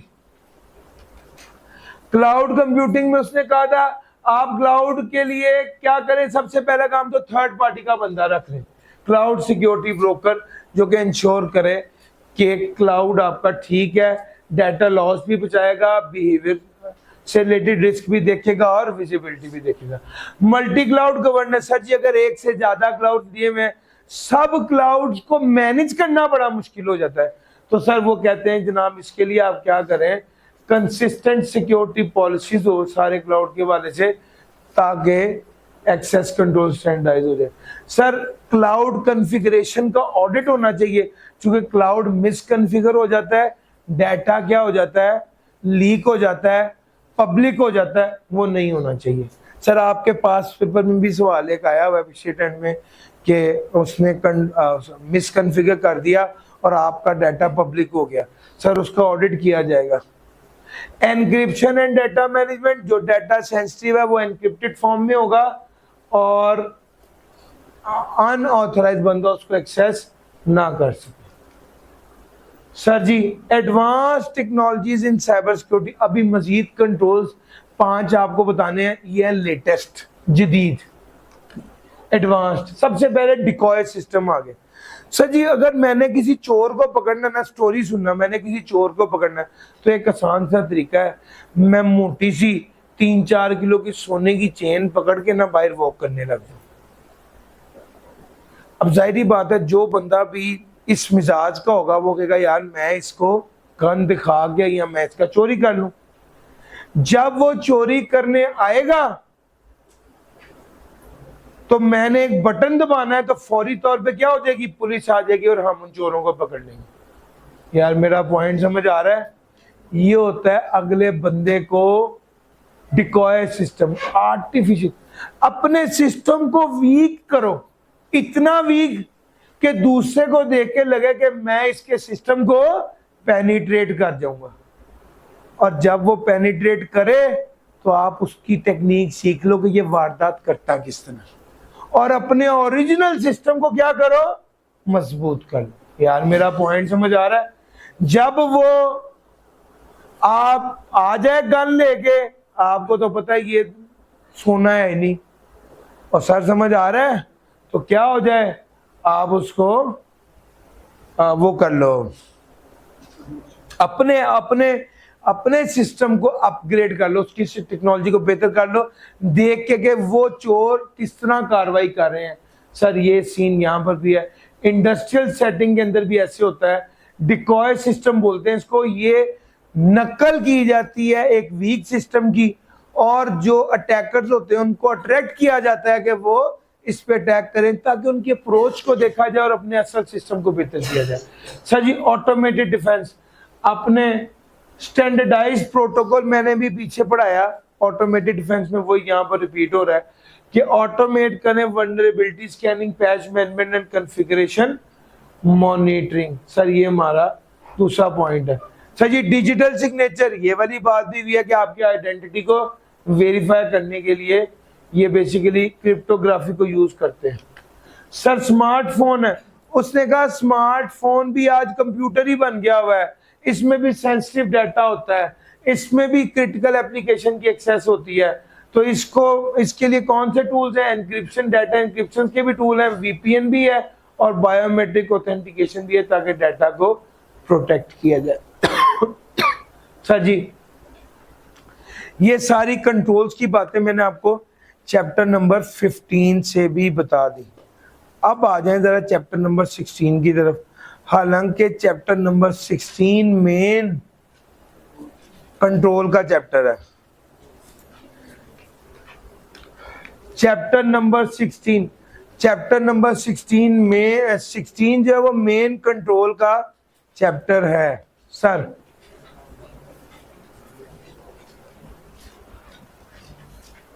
और इसमें बात करूंगा तो 2 तरह के कंट्रोल होते हैं, एक जनरल कंट्रोल और एक एप्लीकेशन कंट्रोल। सर जी ये मेरा मोबाइल फोन है, मोबाइल को मैंने गिरने से भी बचाना है, पानी से भी बचाना है, आग से भी बचाना है, एकदम वोल्टेज कम ज्यादा हो जाए इससे भी बचाना है, चोरी से भी बचाना है। सर ये सारे जनरल कंट्रोल। इसके अंदर एक व्हाट्सएप है, कोई बंदा इस व्हाट्सएप को ना एक्सेस कर ले, कोई बंदा व्हाट्सएप को ना देख ले, मैंने उसके लिए भी कंट्रोल लगाए हुए, वो है एप्लीकेशन कंट्रोल। हमारे सिलेबस में सिर्फ जनरल कंट्रोल है, एप्लीकेशन कंट्रोल पर्टिकुलर सॉफ्टवेयर से रिलेटेड होते हैं। एप्लीकेशन कंट्रोल्स में input control, output control, processing control और स्टोरेज कंट्रोल होते हैं, हमारे स्कोप में नहीं है, उसको छोड़ दें। हमने किसकी बात करनी है, जनरल कंट्रोल्स की। जनरल कंट्रोल की बात करूं तो अब आप देखिएगा इसका मकसद क्या है। इतनी मैंने आपसे सारे कंट्रोल डिस्कस कर लिए, यहाँ पे रेपिटेशन ही है, लेकिन आप देखिएगा ये सारे कंट्रोल इतनी सादे लगाई, इसका मकसद क्या है सर? उसका मकसद असल में है, क्या मकसद है? डाटा इंटेग्रिटी को इंश्योर करना, डाटा एक्यूरेट रहे, कंप्लीट रहे और चेंज ना किया जा सके विदाउट ऑथराइजेशन। इसके लिए आप एक्सेस को कंट्रोल करते हैं, डाटा को चेक करते हैं और ऑडिट ट्रेल को। सर जी दूसरा, सिस्टम अवेलेबल रहे, ये मकसद है कंट्रोल लगाने का। ऑपरेशन डिसरप्शन ना, एक लफ्ज इस्तेमाल होता है ऑपरेशन डिसरप्ट हो जाए, इसका उलट है सिस्टम अवेलेबल रहे। सर जी आपके पास बैकअप होने चाहिए, डिजास्टर रिकवरी प्लान होना चाहिए, बिजनेस कंटिन्यूटी प्लान होना चाहिए, रेगुलर मेंटेनेंस होनी चाहिए। सर ये वाली बातें आपके साथ हुई हैं पहले। सर उसके बाद आ गया सेफगार्ड कॉन्फिडेंशियलिटी, प्रोटेक्ट करेंगे sensitive information and access disclosure, encrypt करें पासवर्ड और staff training. Sir ji confidentiality को सेफगार्ड करना, यानी कोई सेंसिटिव इंफॉर्मेशन को एक्सेस ना कर सके और एक्सेस को कंट्रोल किया जाए। इसके लिए हम क्या करते हैं? एनक्रिप्शन भी करते हैं, पासवर्ड भी, और स्टाफ को ट्रेन भी करते हैं। सर लॉज एंड रेगुलेशन की कंप्लायंस, लॉज एंड रेगुलेशन को कंप्लाई किया जा सके चाहे, ताकि फाइन और पेनल्टी से बचे। सर जी क्या अहमियत है? यही सारी अहमियत भी है। सर जी जनरल कंट्रोल की क्या अहमियत है? सर रिस्क रिड्यूस होगा सिस्टम वीकनेस का, और इसके बाद फाइनेंशियल रिलायबिलिटी है, फाइनेंशियल डाटा रिलायबल रहेगा, सिक्योर रहेगा, बिजनेस कंटिन्यू रहेगा, डिसरप्शन नहीं आएगी, trust and reputation, customer regulations और अदर स्टेक होल्डर, फिर नई टेक्नोलॉजी को सपोर्ट करना, और लास्ट है लीगल एंड रेगुलेटरी कंप्लायंस। ये सारी बातें अभी मैंने 4 में पढ़ाई हैं, उसी को ही फिलहा के लिखा हुआ है। अच्छा जनाब, ये वाले कुछ अलहदा से स्पेशल कंट्रोल्स हैं, जरा इसको देख लेते हैं। सबसे पहले आ गया एक्सेस कंट्रोल, यूजर ऑथेंटिकेशन। यार अब मेरे साथ हो, यस और नो कह दो जरा। सर जी देखिएगा, यूजर ऑथेंटिकेशन, दोबारा अब रेपिटेशन ही है। यूजर ऑथेंटिकेशन वो कहते हैं, हमने तो आपको बताया 2 लेवल ऑथेंटिकेशन भी और मल्टी लेवल ऑथेंटिकेशन भी है। ये भी बात कर रहा है आइडेंटिटी को वेरीफाई करें। Sir OTP, facial recognition, thumb impression, login ID, password, ये sir role based access control भाईजान, जिसको उतना ही दें जितनी उसको जरूरत है। सर उसके बाद आ गया privilege access management. Privilege access क्या होती है? ये ना टॉपिक पीछे भी गुजरा है, एक चैप्टर 15 में भी है, मैं उस 14 में मैं वो वाली बात ये भी करने लगा हूं, सुन लो। यार एक कॉन्सेप्ट है प्रिविलेज एक्सेस। मिसाल के तौर पे यहां पर जो सीईओ ऑफ एसबीआई है, उनके पास अनलिमिटेड एक्सेस, उनके पास एचआर की भी एक्सेस है, उनके पास सारे कोर्सेज की भी एक्सेस है, उनके पास मार्केटिंग की भी एक्सेस है, हर फाइल की, हर डाटा की एक्सेस उनके पास है। तो ये वाला अकाउंट एक प्रिविलेज्ड अकाउंट है। अब मेरी बात समझो, मैं सोच रहा हूँ कि यार मुझे ना सिर्फ में एसबीआई का मार्केटिंग का डाटा चाहिए, मैं सोच रहा हूँ यार को मार्केटिंग के बंदे से यारी लगा के ना मैं उससे उसका लॉगिन आईडी पासवर्ड लूँ और उससे काम बनाऊँ। फिर मैंने कहा यार मैं सीफैप भी पढ़ रहा हूँ, जरा सीफैप का भी एक कोर्स ले लूँ। फिर मैंने कहा यार मुझे पीआरसी भी पढ़ रहा हूँ, उसका भी एक कोर्स ले लूँ। मैं जो 2 3 4 लोग समझाने के लिए बताया, भाई परेशान नहीं होना, 11 साल हो गए क्वालिफाई किए हुए, ठीक हो गया। अच्छा अब जरा देखिएगा,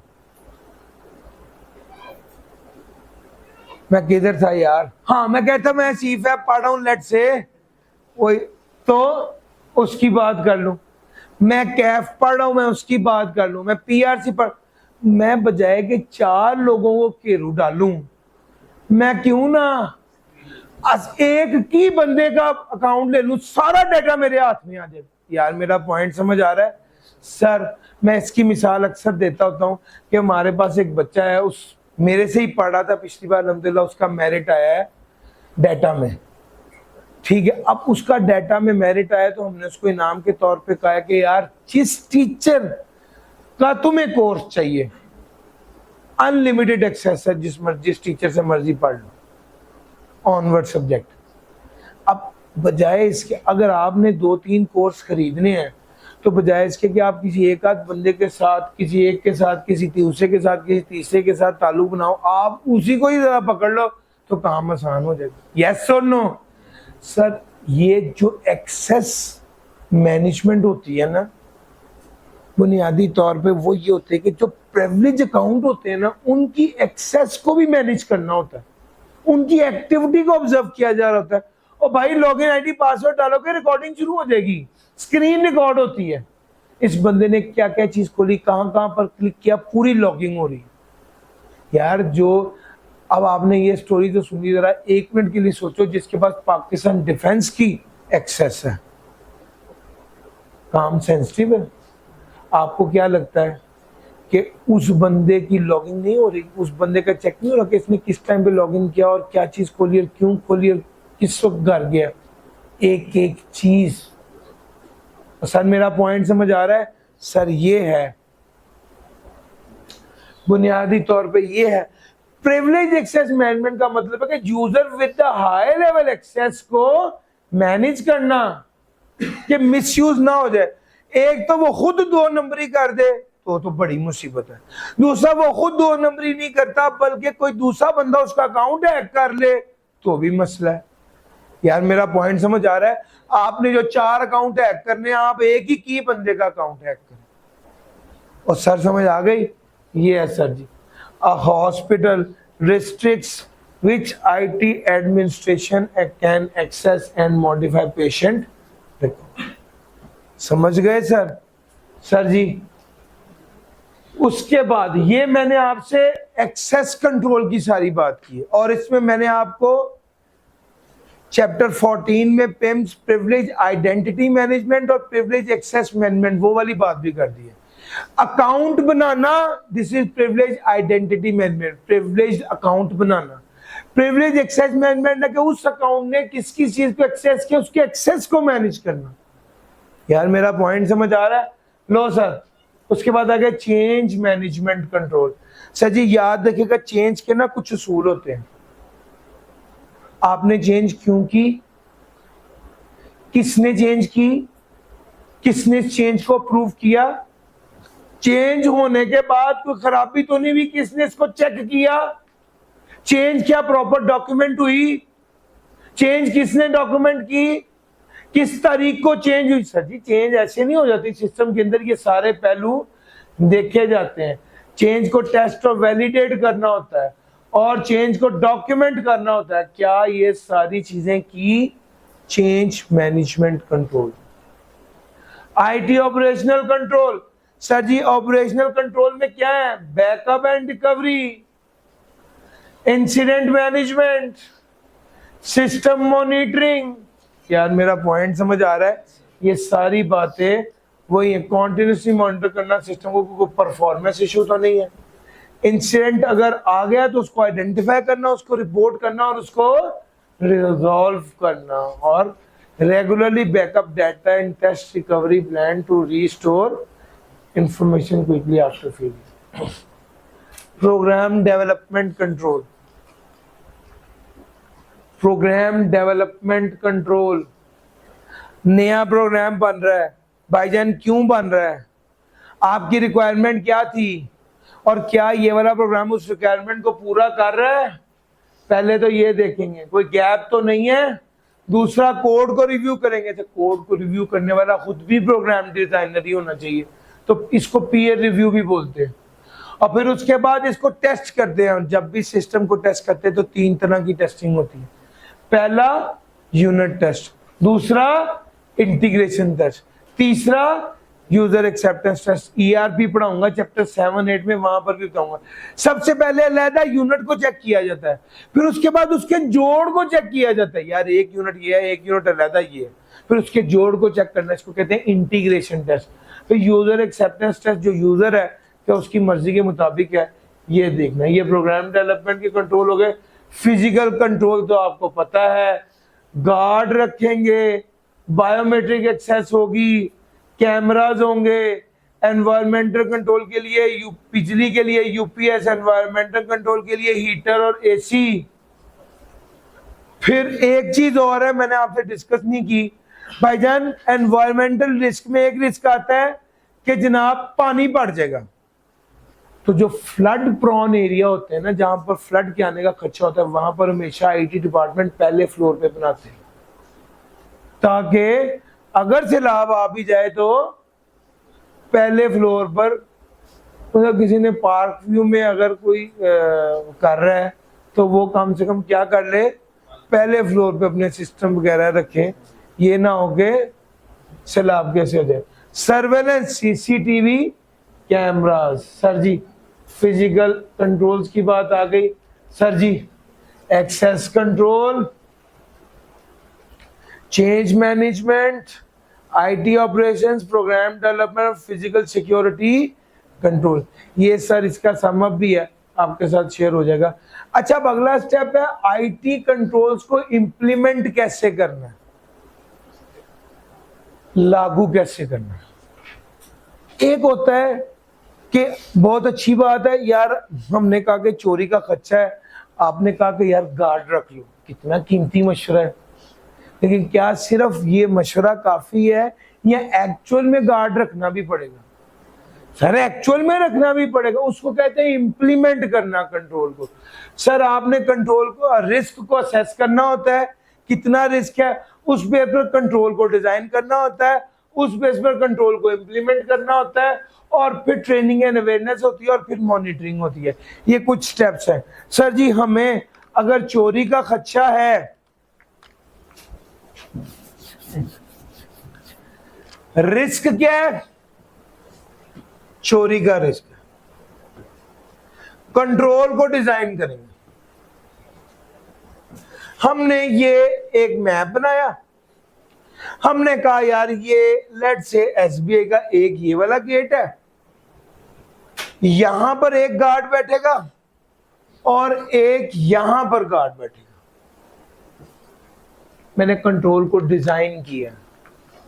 कंट्रोल को डिजाइन करना दूसरा काम है कि हम नक्शे पर प्लान कर लें कि कहां कहां पर गार्ड ने बैठना है।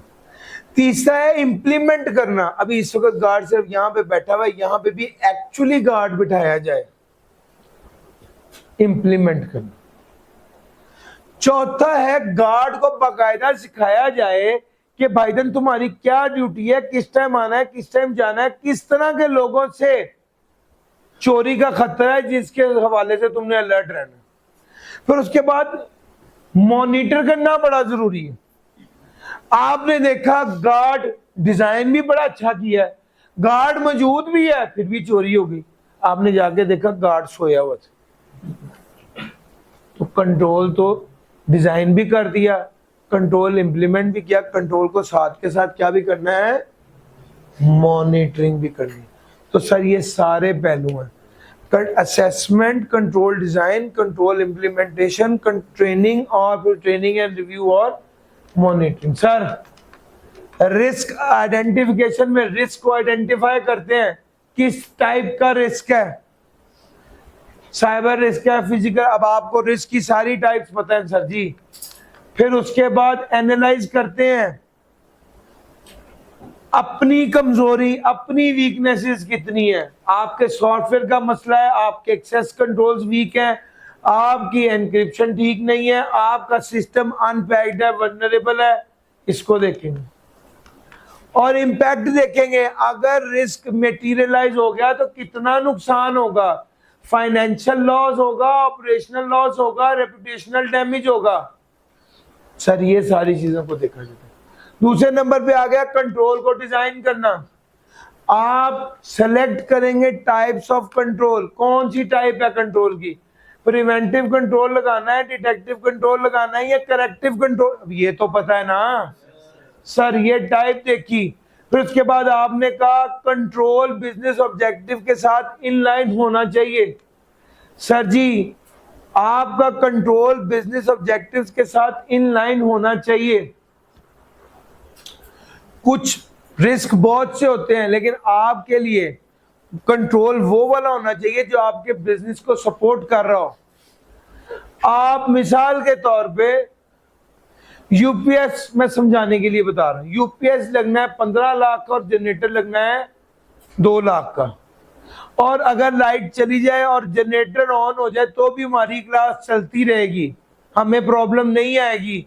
तो मेरा ख्याल है ये वाला कंट्रोल बेहतर है, बजाय इसके कि हम यूपीएस की तरफ जाएंगे जी, पलक झपकने की भी हम गफलत ना करें। ऐसी इतनी अर्जेंसी इधर नहीं है as compare to bank.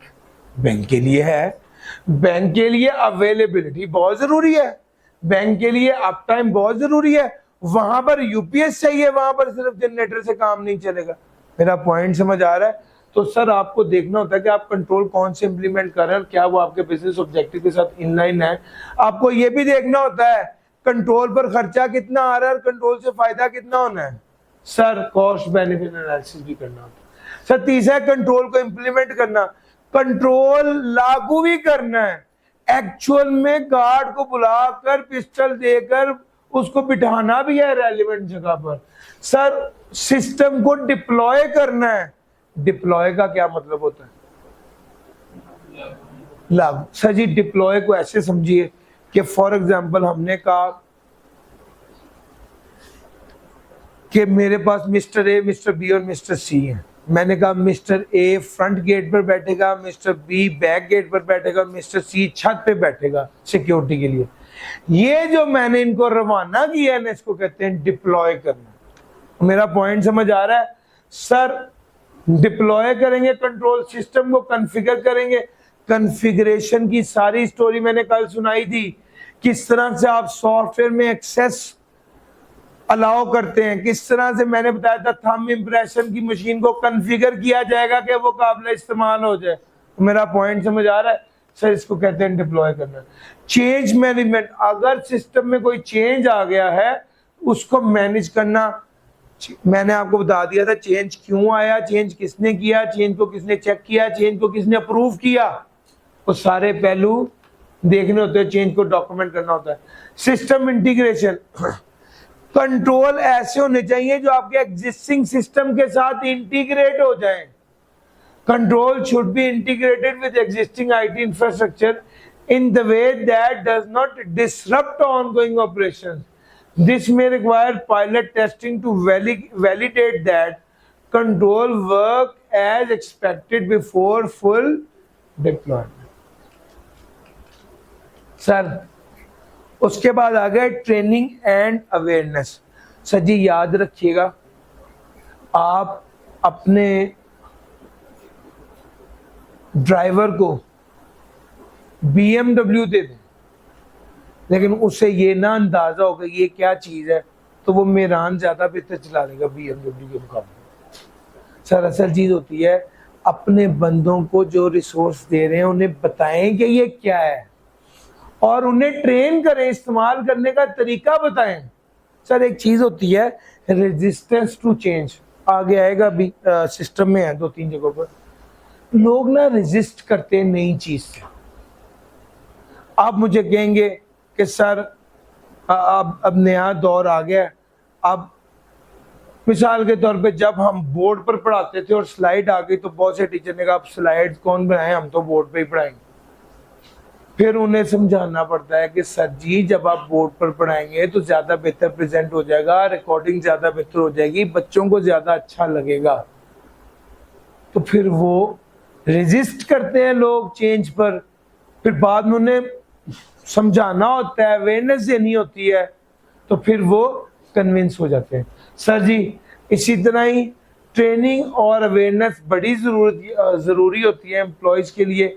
Employ को ट्रेन करें, उन्हें बताएं कि उन्हें क्या फ़ायदा होगा, इदारे के लिए कैसे फ़ायदेमंद है। अवेयरनेस कैंपेन्स करें। फिर कौन सी अवेयरनेस है? फिशिंग की अवेयरनेस है, ईमेल रिमाइंडर्स दें, आईटी रिस्क के बारे में बताएं, ये सारी कैंपेन्स करें ह्यूमन एरर के हवाले से। तो भाई ये अवेयरनेस कैंपेन ह्यूमन एरर के हवाले से ये भी कंट्रोल है, ट्रेनिंग ये भी कंट्रोल है, ह्यूमन एरर को भी कवर कर रहा है। और सर एक्सटर्नल अब देखिए बाजों का थर्ड पार्टी की तरफ से भी तो मसला आ जाता है। तो अब मैंने आपको कल बताया कि आपके सिस्टम में से ऑटोमेटिकली ईमेल चली जाती है थर्ड पार्टी को, तो सर इस केस में अगर आपका सिस्टम थर्ड पार्टी के साथ कनेक्टेड है तो वहां से भी तो कोई रिस्क ट्रेवल कर सकता है, वहां से भी तो कोई मेलवेयर आ सकता है। पॉइंट समझ आ रहा है? तो उनको भी एंगेज करें और वहां पर भी अगर ट्रेनिंग की जरूरत है तो उनको भी अवेयरनेस होनी चाहिए। फिर लास्ट आ गया मॉनिटरिंग। एक रियल टाइम मॉनिटरिंग है, रियल टाइम मॉनिटरिंग है। मॉनिटरिंग का जब भी लफ्ज आए ना सर इसका टूल सेम ही है। और system help identify unauthorized access, unusual activities, potential breaches. फिर रेगुलरली ऑडिट करें, continuous improvement, incident reporting and feedback. घूम फिर के वही सारी बातें। सर जी ये आईटी के जनरल कंट्रोल की इंप्लीमेंटेशन के बारे में बात थी। असेसमेंट, कंट्रोल को डिजाइन करना, कंट्रोल को इंप्लीमेंट करना, ट्रेन करना और मॉनिटर करना। चैलेंजेस क्या हैं? आप जनरल कंट्रोल लागू करने लगे हैं, चैलेंजेस क्या हैं? सबसे पहला चैलेंज तो है आईटी कॉम्प्लेक्स बड़ा हो गया यार। अब आप देखिए ये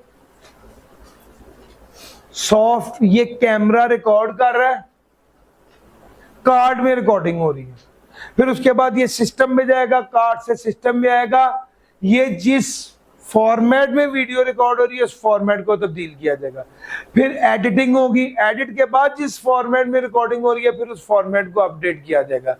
एडिट होने के बाद इस ये फाइल 3 GB की बनेगी, फिर इसको कंप्रेस करने का एक सॉफ्टवेयर है, वो सॉफ्टवेयर में डालेंगे तो फिर दोबारा इसका फॉर्मेट तब्दील हो जाएगा। सारे के बाद आपने अपलोड करना है ताकि आपके लिए स्ट्रीम हो जाए तो एक नया फॉर्मेट में चला जाएगा। सर आप गौर करें कि इतनी सी क्लास को रिले करने के लिए कितनी सरदर्द है। IT has become complex. वो कहता है ये कॉम्प्लेक्सिटी हो गई हुई आईटी में, और ऑर्गेनाइजेशन जो है ना वो डिजिटल इंफ्रास्ट्रक्चर बहुत ज़्यादा एक्सपेंड कर चुकी हैं, और इसकी वजह से इसके कंट्रोल्स को मैनेज करना भी बड़ा कॉम्प्लेक्स हो चुका हुआ है। सर बहुत सी डिवाइसेस इन्वॉल्व होती हैं, वो आपस में इंटीग्रेट नहीं होती, उसमें कंपैटिबिलिटी का इशू आ जाता है। आप सारा कुछ कर आके बच्चे को ये वीडियो भेजते हैं, फॉर एग्जांपल व्हाट्सएप करते हैं, बच्चा कहता है जी, बच्चा बाद में स्क्रीनशॉट भेजता है फॉर्मेट नॉट सपोर्टेड, यानी बच्चे के सिस्टम के साथ वो कंपैटिबल नहीं होती। तो सर जी बहरहाल ये इंटीग्रेशन का इशू है, और फिर टेक्नोलॉजी इतनी तेजी से बढ़ रही है, हम अभी एक चीज सिखाते हैं, एक टेक्नोलॉजी लेते हैं और उसको सिखा रहे होते हैं, उतने में एक नई टेक्नोलॉजी आ जाती है। तो सर ये कॉम्प्लेक्सिटी है। दूसरा रिसोर्स की कंस्ट्रेंट।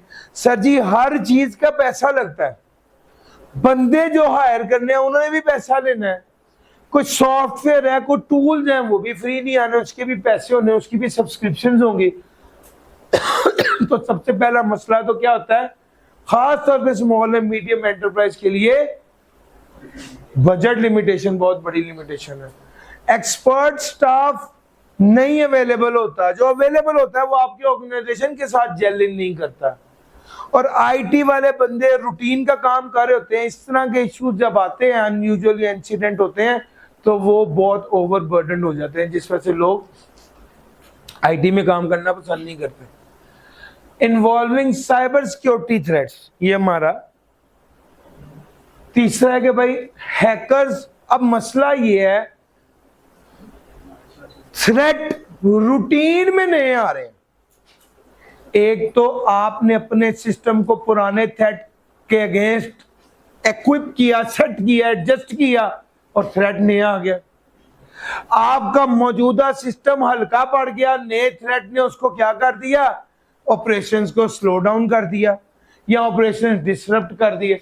तो नए थ्रेट्स आना, पुराने थ्रेट्स जो है वो अपग्रेड हो जाना, टेक्नोलॉजी नहीं आ जाना जिसके हवाले से आपको नए कंट्रोल्स लगाने पड़े। और बहुत पहले कभी सुनते थे, अभी तो हर दूसरा बंदा ऐसा है जो जानता है कि भाई मेरे भाई का भी व्हाट्सएप हैक हुआ। सुना है ना सर, ये मेरा ख्याल है आप में से बहुत से ऐसे लोग होंगे जिनके करीबियों में किसी ना किसी के व्हाट्सएप जरूर हैक हुए होंगे।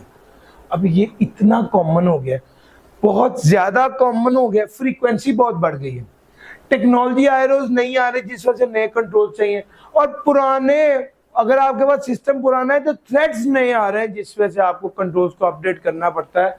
तो ये बहुत बड़ा चैलेंज है कि जनाब जितनी तेजी से थ्रेट्स बढ़ रहे हैं, आपको कंट्रोल भी उतनी तेजी से अपग्रेड करने पड़ते हैं। Regular and compliance changes, regulatory laws and regulation की कंप्लायंस। सर जी अभी टैक्स वालों ने एक नई बात कही। टैक्स वालों ने कहा है कि आप ऑनलाइन इनवॉइस हमें भी शेयर करेंगे। अब मैं एक देसी आदमी, मैं रिटेलर, मैं कागज पेंसिल पे इनवॉइस बनाता था, लेकिन अगर टैक्स वालों ने कह दिया कि आप ऑनलाइन इनवॉइस बनाएंगे और हमें भी शेयर करेंगे, तो इस लॉ को कंप्लाई करने के लिए मुझे खुद भी आईटी सिस्टम को अडॉप्ट भी करना पड़ेगा और फिर वो इनवॉइस शेयर भी करनी पड़ेगी। Sir ji laws and regulation तेजी से तब्दील होते हैं, जिस वजह से हमें कंट्रोल्स भी अपडेट करने पड़ते हैं। सर जी बहुत सी ऑर्गेनाइजेशन तो पाकिस्तान का काम भी कर रही है और बाहर का काम भी कर रही है, तो उन्हें क्रॉस बॉर्डर कंप्लायंस इश्यूज होते हैं। पाकिस्तान के मुताबिक पाकिस्तान के कानून भी पूरे करने हैं और बाहर के भी करने हैं, और stricter enforcement and penalties. Regulators now impose heavier fines, तो बहुत ज्यादा हैवी फाइन होते हैं, लीगल पेनल्टी होती है और रेपुटेशनल डैमेजेस होते हैं नॉन कंप्लायंस के लिए। सर जी और फ्लेक्सिबिलिटी और सिक्योरिटी, ये भी स्टोरी जरा सुन लीजिए यार। हर इदारा चाहता है कि हमारा सिस्टम ऐसा हो कि हम फ्लेक्सिबल हों, तब्दीली बहुत तेजी से करें, अपग्रेड हों, सिस्टम इनोवेशन हो। अब मसला यह है कि कंट्रोल वाले कहते हैं कि तेहरान ना बैठो तो इसी कंट्रोल लाइए। यार मेरा पॉइंट समझ आ रहा है? सर कंट्रोल और सिक्योरिटी वाले लोग कह रहे हैं कि आप स्टेबिलिटी होगी तो हम सिक्योरिटी को इंश्योर करेंगे, जबकि सिस्टम फ्लेक्सिबिलिटी चाह रहा है कि तेजी से चेंजेस को अडॉप्ट करें। तो ये दो ऑपोजिट डायरेक्शन में चीजें हैं। जहां पर फ्लेक्सिबिलिटी होती है वहां पे कंट्रोल कॉम्प्रोमाइज कर जाते हैं, सिक्योरिटी नहीं होती। जहां पर सिक्योरिटी पक्की होती है वहां पर चेंजेस नहीं आ रही होती। तो वो कहते हैं ये दो अलग-अलग चीज, इसको कहते हैं डायलेमा। ये एक डायलेमा है कि अगर आप सिक्योरिटी पक्की करना चाह रहे हैं तो ऑर्गेनाइजेशन फ्लेक्सिबल नहीं देगी, और अगर आप चेंजेस को अडॉप्ट करना चाह रहे हैं तो फिर सिक्योरिटी कॉम्प्रोमाइज हो जाएगी। तो सर जी ये दोनों चीजें साथ लेके चलना मुश्किल है। एम्प्लॉयज बड़ा रेजिस्ट करते हैं फ्लेक्सिबिलिटी को, परफॉर्मेंस बहुत इंपैक्ट होती है। आप सिक्योरिटी अच्छी रखते हैं, आपका सिस्टम स्लो डाउन हो जाता है। आप सिस्टम फास्ट करना चाहते हैं, आपकी सिक्योरिटी कॉम्प्रोमाइज हो जाती है। तो ये एक डायलेमा है। ले सर ये वाली बात भी आपके साथ कर दी, complexity of IT, resource constraint, cyber security threats, regulatory compliance और balancing flexibility and security. Sir ji this was chapter number 16। मैंने ये सारी बातें आपके साथ कर दी। अक्सर बातें इसमें से रेपिटेटिव नेचर की थी। आप एक बार पूरे को गो थ्रू करेंगे और कंट्रोल सारे नोट कर लेंगे कि यार मैक्सिमम कितने कंट्रोल्स हैं। मैंने आपको बता दिया इतने ही 15 के करीब कंट्रोल्स हैं, वो सारे नोट कर लें। एक तरफ रिस्क सारे नोट कर लें, यार ये वाले रिस्क हैं, ये वाले कंट्रोल हैं।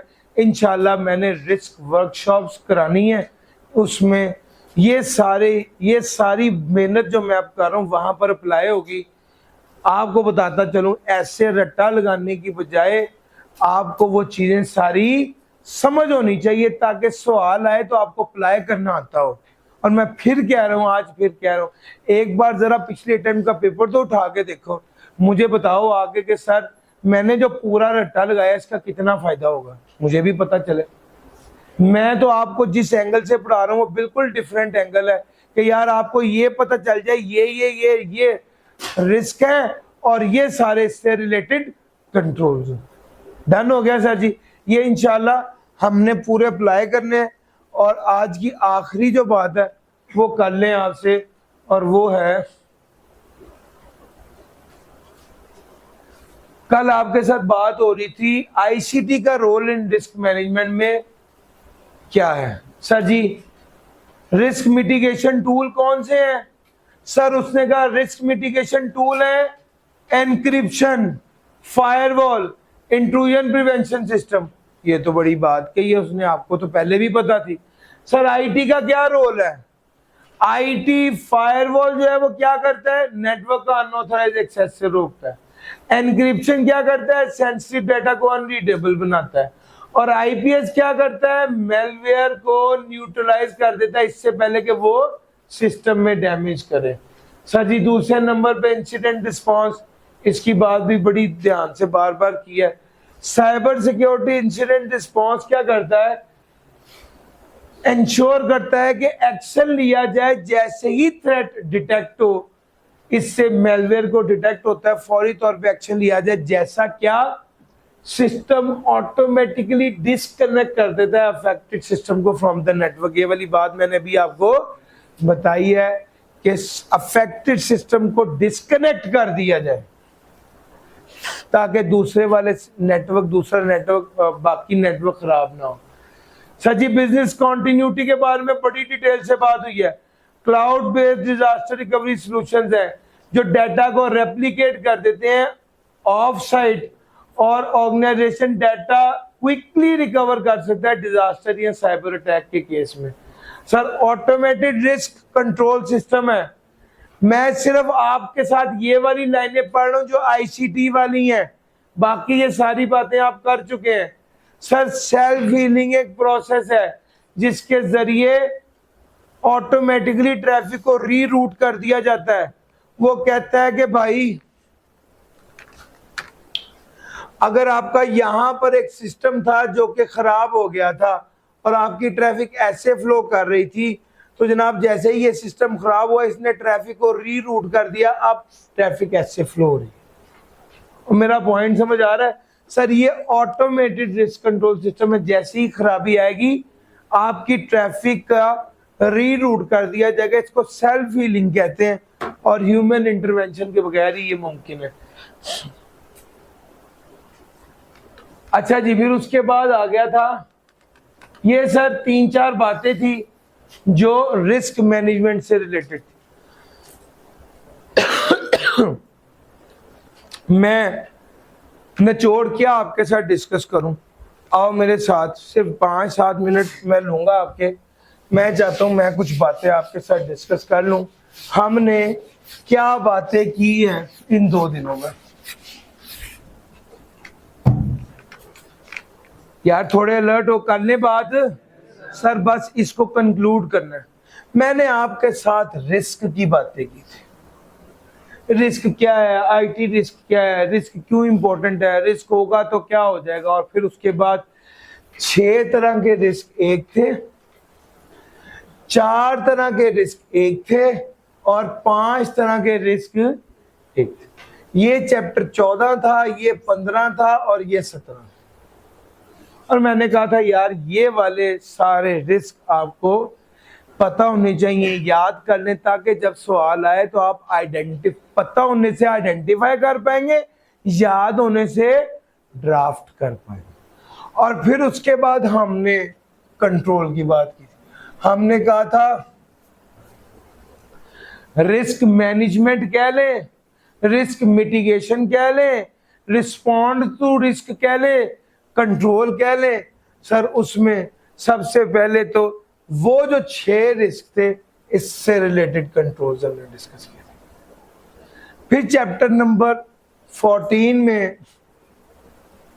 इंसिडेंट रिस्पॉन्स की बात की थी। फिर उसके बाद चैप्टर नंबर 15 में रिस्क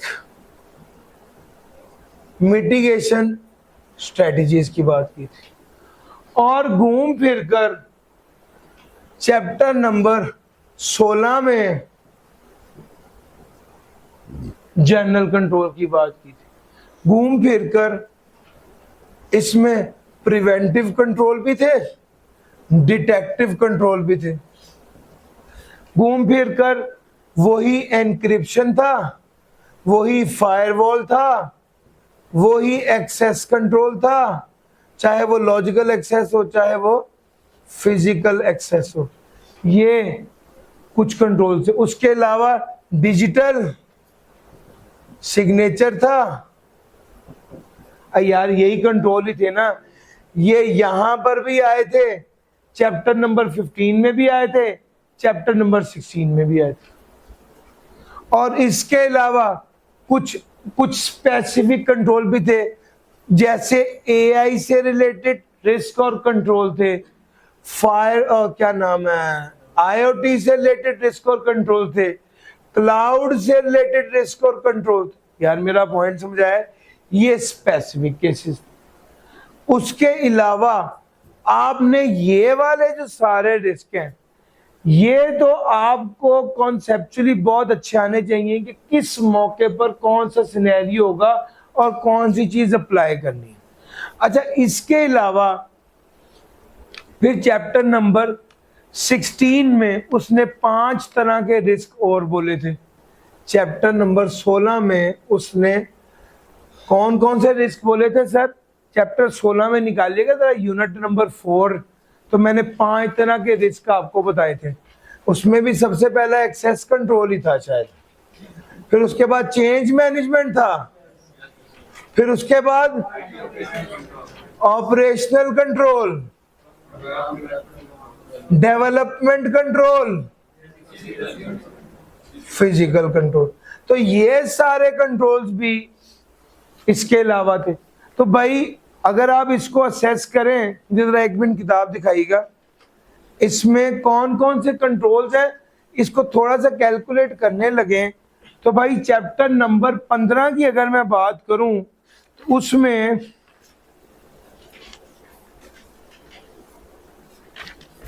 सर स्मार्टफोन से रिलेटेड कंट्रोल्स हैं। वो आपको सवाल दे सकता है कि स्मार्टफोन में बड़ा रिस्क होता है, उससे रिलेटेड कंट्रोल्स बताएं। वो आ गया था सर आपके पास। एक लास्ट अटेम्प्ट में टॉपिक आया था छोटा सा कि बहुत लिमिटेड लोग हैं जो आज साइबर सिक्योरिटी में हैं, तो इससे रिलेटेड क्या कंट्रोल्स हैं। वो चैप्टर नंबर 15 के यूनिट 8 में डिस्कस किया था। मैंने अभी वैसे उसको डिस्कस नहीं किया कि यार वो सवाल ये आया था कि जो कंट्रोल्स हैं ह्यूमन रिसोर्स की शॉर्टेज की वजह से, जो साइबर सिक्योरिटी के रिसोर्सेज शॉर्ट है, उसके वजह से क्या कंट्रोल्स हैं। वो लास्ट अटेम्प्ट में सवाल आया था, मैंने उसको ऐसा डिस्कस नहीं किया कि यार वो तो अब उसने ज्यादा पूछ ही लिया। एक कंट्रोल और बड़ा स्पेसिफिक है जो पेपर में आने के बड़े ज्यादा चांस हैं, वो है MSSP। ये भला कौन है? ये जिस तरह वो सिक्योरिटी कंपनी होती है उस तरह का कंट्रोल है। यार मेरा पॉइंट समझ आ रहा है? इसको कहते हैं मैनेज सिक्योरिटी सर्विस प्रोवाइडर्स। इसके अलावा एक कंट्रोल और है, एक दो चीजें और हैं जो अलहदा से लिखी हुई हैं। एक तो इंसिडेंट रिस्पॉन्स है जिसके अंदर आ जाता है disaster recovery plan and business continuity plan. अच्छा, इसके अलावा एक छोटी सी बात वो कहता है ऑटोमेटेड सिक्योरिटी। ये ना इसने 2 जगह पर टॉपिक डिस्कस किया है, एक तो चैप्टर 15 में है और दूसरा चैप्टर 16 में है। ऑटोमेटेड सिक्योरिटी जिसमें वो कहता है स्टैंडर्डाइज सिक्योरिटी प्रोटोकॉल और कॉन्टिन्यूस मॉनिटरिंग वगैरह। ये वाला एरिया जो है ना, ये भी एक कंट्रोल है, इसको भी आपके ज़हन में होना चाहिए। चैप्टर नंबर 16 जो है ना, चैप्टर अगर 16 की बात करें, छोटा सा चैप्टर है। इसमें बेसिकली उसने एक तरफ तो ये वाली बात की थी जो कंट्रोल्स मैंने आपसे डिस्कस किया, दूसरे नंबर पे इंप्लीमेंटेशन ऑफ कंट्रोल है। इंप्लीमेंटेशन ऑफ कंट्रोल ये वाला एरिया इंपॉर्टेंट है। और चैलेंजेस जो हैं, challenges in implementing controls, sir ये वाला एरिया इंपॉर्टेंट है। ठीक हो गया। ये चैप्टर नंबर 16 में बातें हैं जो इंपॉर्टेंट है। चैप्टर नंबर 17 में दो जगह पर ना इसने बेस्ट प्रैक्टिसेस की बातें की हैं, दो जगह पर इसने बेस्ट प्रैक्टिसेस की बातें की हैं, वो जरूर देखनी है आपने। एक है चैप्टर नंबर 15 और एक है चैप्टर नंबर 17। बाज़-औक़ात वो ना आपको सिनेरियो बना के कहता है हमें बेस्ट प्रैक्टिसेस बता दो क्या करना चाहिए। तो सर ये वाली दो जगह पर इसने बेस्ट प्रैक्टिसेस की बात की है, ये जरूर इसको कवर करना है।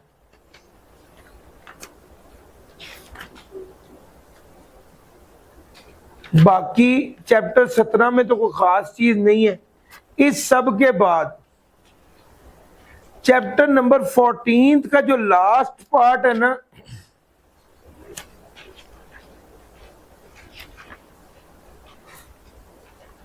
Foundation of IT security measures, इसमें से ज्यादातर बातें मैंने की हुई हैं, लेकिन ये जरूर देखिएगा चैप्टर नंबर 14 में foundation of IT security measures. Sir मैंने मैक्सिमम बातें आपको बता दी है, इससे बाहर कुछ नहीं है। मेरे मुताबिक आज के दिन यानी कल का जो लेक्चर था वो रिलेटिवली कम था, स्मार्ट था, उसमें पढ़ने वाली चीजें गिनती की थी, लेकिन आज का लेक्चर चूंकि उसको कवर कर रहा है तो उसमें थोड़ी सी चीजें ज्यादा हैं, लेकिन उसको कनेक्ट करके पढ़िएगा। मेरे मुताबिक आज का दिन 1.5 दिन के बराबर है और कल का दिन आधे दिन के बराबर था, अगर आप डाटा को देखें तो। सर इसको जरूर आप देख लीजिए, मैं बस आपको ये बता रहा हूं कि ये रेलेवेंट एरियाज हैं, इनको समझें, इनको पकड़ लें, ताकि अगर सवाल जो कि 99% एप्लीकेशन बेस्ड आना है तो आप उसे कवर करें, और अगर रट्टेबल आएगा तो वो आपको ज्यादा आसान लगना चाहिए, क्योंकि आपको वो चीजें आती होंगी या याद होंगी। क्योंकि अगर वो जैसे चैलेंजेस पूछ लेता है कि यार कंट्रोल के चैलेंजेस क्या हैं, तो वो आपको आने चाहिए। मैंने अपनी कोशिश की कि यार एक डिफरेंट अंदाज से आपको ये करा दूं, बट मैं ये मानता हूं कि अभी रिस्क वर्कशॉप जरूरी है। मैं जिस लेवल तक आपको लेके आना चाहता हूं वो उस वर्कशॉप के बगैर मुमकिन नहीं है। 25 सिनेरियोज मैंने बनाए हुए हैं, इंशाल्लाह वो सारे आपको करवाएंगे जब आप रिस्क वर्कशॉप में आएंगे। डन सर जी, इंशाल्लाह। इस बस ये खत्म होगा ना सेशन, इसके फौरी बाद वो शुरू करेंगे मंडे से मोस्ट प्रोबेबली, और उसमें हमारा एम ये है कि हम आपको वो सारी बाकायदा वो सवाल आपको दूंगा, हल कराऊंगा और उसको डिस्कस करूंगा, और फिर जब मैं पास पेपर कराऊंगा तो आपको पास पेपर वाले सवाल डूएबल लगेंगे। यकीन करें अगर आप रट्टा मार के बैठे हो, पास पेपर वाले सवाल देखें ना तो आपका मुंह लाल हो जाएगा, यार मेरे साथ ना होगी गई। लेकिन जब मैं आपको वो प्रैक्टिस कराऊंगा ना 25 के करीब सिनेरियो है, उसके बाद जब आप सवाल हल करेंगे तो आपको होगा अच्छा यार ये उस तरह का सवाल है, यार ये उस टाइप का सवाल है। तो भाई ये वाले 20 से 30 नंबर इफेक्टिवली 25 नंबर ऐसे नहीं आ जाने, इसके लिए आपको प्रैक्टिस करनी पड़ेगी और मैं खुद प्रैक्टिस कराऊंगा इंशाल्लाह। थैंक यू जी, अल्लाह हाफ़िज़।